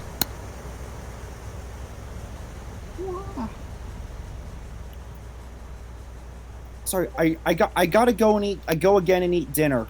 That's fine. All right. So I'll be back later tonight. All right. That's fine. I gotta go pretty soon. The 1361 restoration was the fact Yeah, that the boiler was so you're probably gonna stream all night, aren't you? But the boiler was so thin that a guy managed to punch a hole right through it, which is a really bad sign. I doubt Pierre Marquette 1223 is gonna run again. Because there's already 1225 running. The thing is, 1223 has a good whistle. Yeah, it does. But I like to focus on extinct engines a little bit more because they kind of rouse my interest. I really would have liked to see a Niagara left. Oh, Niagaras? I love those things. I come from I personally, much to Thunder's dismay, I like a lot of the New York Central steam. Since I was born and I lived in New York City for 7 years. So New York Central is pretty, it sucks. yeah, New York Central is a pretty big part of my life. I like, but the Niagaras, but I've always liked the Niagaras more than the Hudsons. Like the Hudsons, they had a sort of orthodoxy that was they just threw that in the trash can and came up with this rather radical 484 design that was both lightweight, short enough to fit through most tunnels, really fast. There's actually if I can pull this up, there is a famous photograph towed by 4 women. If I can. Yeah, I've seen that photo before. I really hope 1218 runs again. Well, that might. The thing, going back to the Niagaras, it's just they were super locomotives. There's no question about it, and I think it's kind of a damn crime that none were actually. That's because the New York Central was hell-bent on dieselization, and it would come back to bite them when they eventually got bankrupt. Yeah, true. Which was another reason why the government forced the Pennsy to merge with the New York Central, even though the Pennsy didn't want to, because they were actually not doing, because they were also in the dumps, but they were a little bit in better shape. Then again, here's my second favorite 462, aka the Jersey Central G class, because I live only 15 minutes from the former Blue Comet trackage in Red Bank, New Jersey. Hold up. There's actually it's. Have you ever seen a Black River and Western 60? No, I haven't yet, but my father has actually, I believe. I need to see that engine at one point. I've only seen it once for the Christmas train, and dude, that thing was almost as loud as 475. But then again, the one steam restoration, which might actually surprise you that I'm excited for in this state, is 4039 at the Whippany Railroad Museum. Nice. I wonder if they actually, upgraded, changed out Strasbourg 90's, I don't know what you call it, but, the little number board on her smoke box door. Here's a picture of 4039. She was built in 1942 by Alco for the United States Army. And she had eventually found her way onto the Virginia Blue Ridge. In 1965, she was acquired by the Morris County Central and ran there for 15 years until the railroad shut down in 1980. I wonder if Metra hates steam. No, they don't. Metra is the one that hates steam so much they'd scrap an engine if they didn't like it and wanted it moved. That's why I hate Metra. I will never rail fan Metra. Well, God, I feel like I'm gonna get. Allow me to say my point. That the reason why I don't think the owner of 5629 was a little bit unreasonable. That's no excuse to scrap a locomotive that has significant history. And it wasn't even theirs. It was Richard Jensen's. Exactly. So they were basically scrapping someone else's property. So that's kind of illegal. Hey, I don't like it either. And but I think how were they supposed to blame Richard Jensen? His back was broken. much like Germany, they're trying to, I don't know, fix their anti-steam past with the 765 troops. The only reason why 765 didn't operate the Joliet rocket last year was PTC, which is actually a pretty logical. Well, now reason. they're fitting her with it. They're going to, which will Probably cost a lot of money. And they can. And It's very difficult because they got to put like a little device on the pilot of the engine. My question is where they're gonna put it. Then again, they did do it on 2926 though, which is the huge Santa Fe 484 Northern being restored all the way in Albuquerque. From what I've heard, 261 either, I don't know if it was fitted or if it's being fitted. It's being fitted. Luckily, the 261 guys have the what is it again? The Twin Cities and Western Railroad, which is willing to host them. Does anyone, Hannibal, have you ever, like the gift shop at Rare Museum of Pennsylvania? Oh, sure have. That's where I got my T1 from. You know where like you get the like drawings? Yeah, I've got a Penzi T1 drawing from there. Oh, you got the T1? I got the Berkshire. I got some.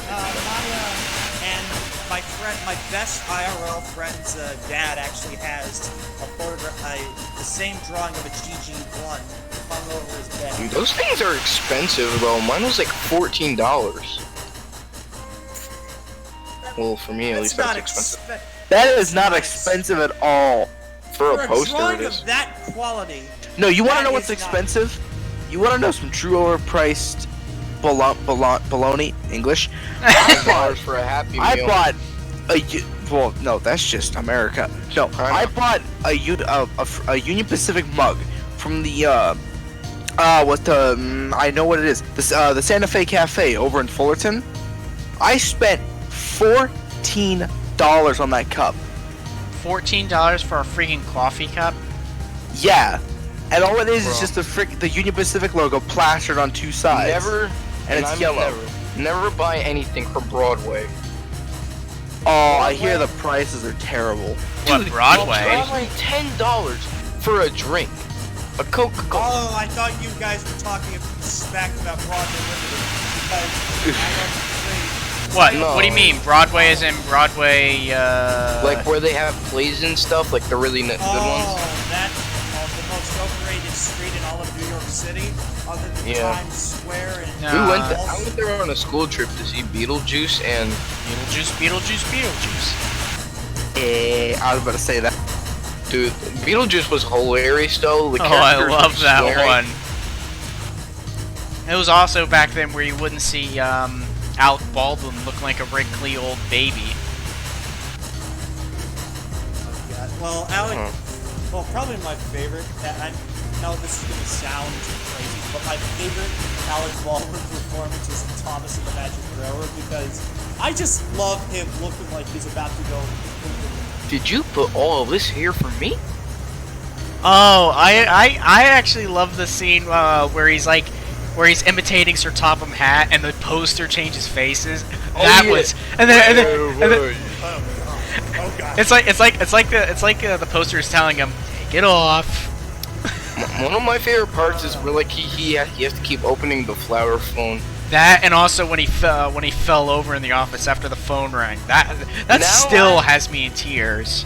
Now I like it a lot, like, because the only scene I really like from that movie is like the Strasbourg scenes, because of course I've been Yeah, there. because that was the first time a steam locomotive has even sat in Harrisburg Station since 1957.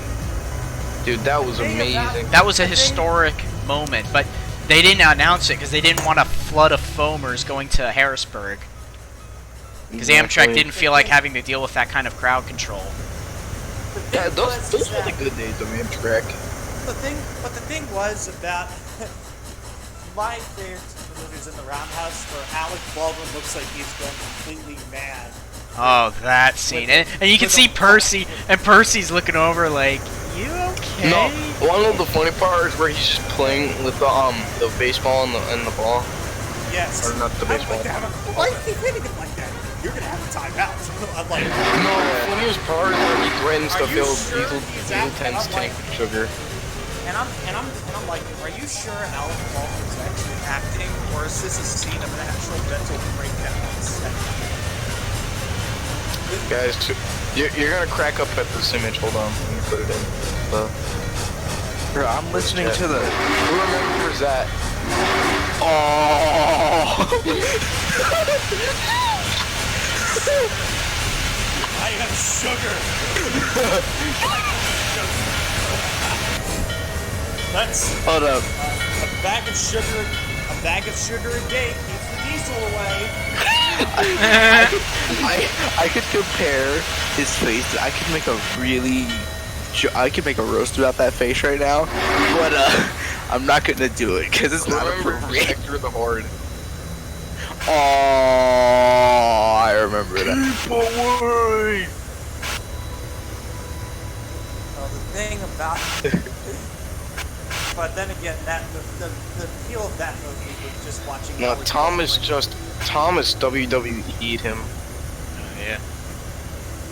Eh, Alright, well, this stream has been going on for quite a while, and we've reached the end of the journey for this train, so thanks for watching the stream, and I do apologize for the couple of goofs from Streamlabs OBS. I mean, I did say I wouldn't use it again, but when you first test your equipment, nothing's ever going to go perfectly on the first try, so... PSA: never use Streamlabs. It is. I mean, it's good. I love the little alerts, but it's such a pain to set up sometimes. For like since 1998. So, anyways, It also- the next stream should be coming out in a few days. I might try and do another one before I head off to the train show on the 22nd. So, if you managed to last this long, I want to say thank you so much with sticking around, and I really want to thank the guys that not only subscribed during the stream, but also donated to Super Chat. I And- donated $2. Yeah, that's better than nothing. But anyways, thanks for watching, and we'll see you next time. Donate to 1361 now. I'll do that next time, don't worry. See you guys later.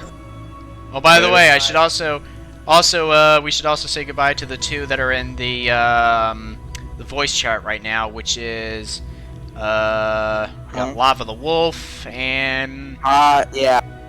Monsieur Bastard Yes. and Berkshire Railfan Productions. Au revoir. Hello, I am new. Thing. Au He is new revoir. here. Be nice to the poor man. He's. Yeah, You new boy. I don't know why I'm rubbing my. I'm Yep. a new kid. Alright, take care, everybody. Au Later. revoir. Nice meeting you.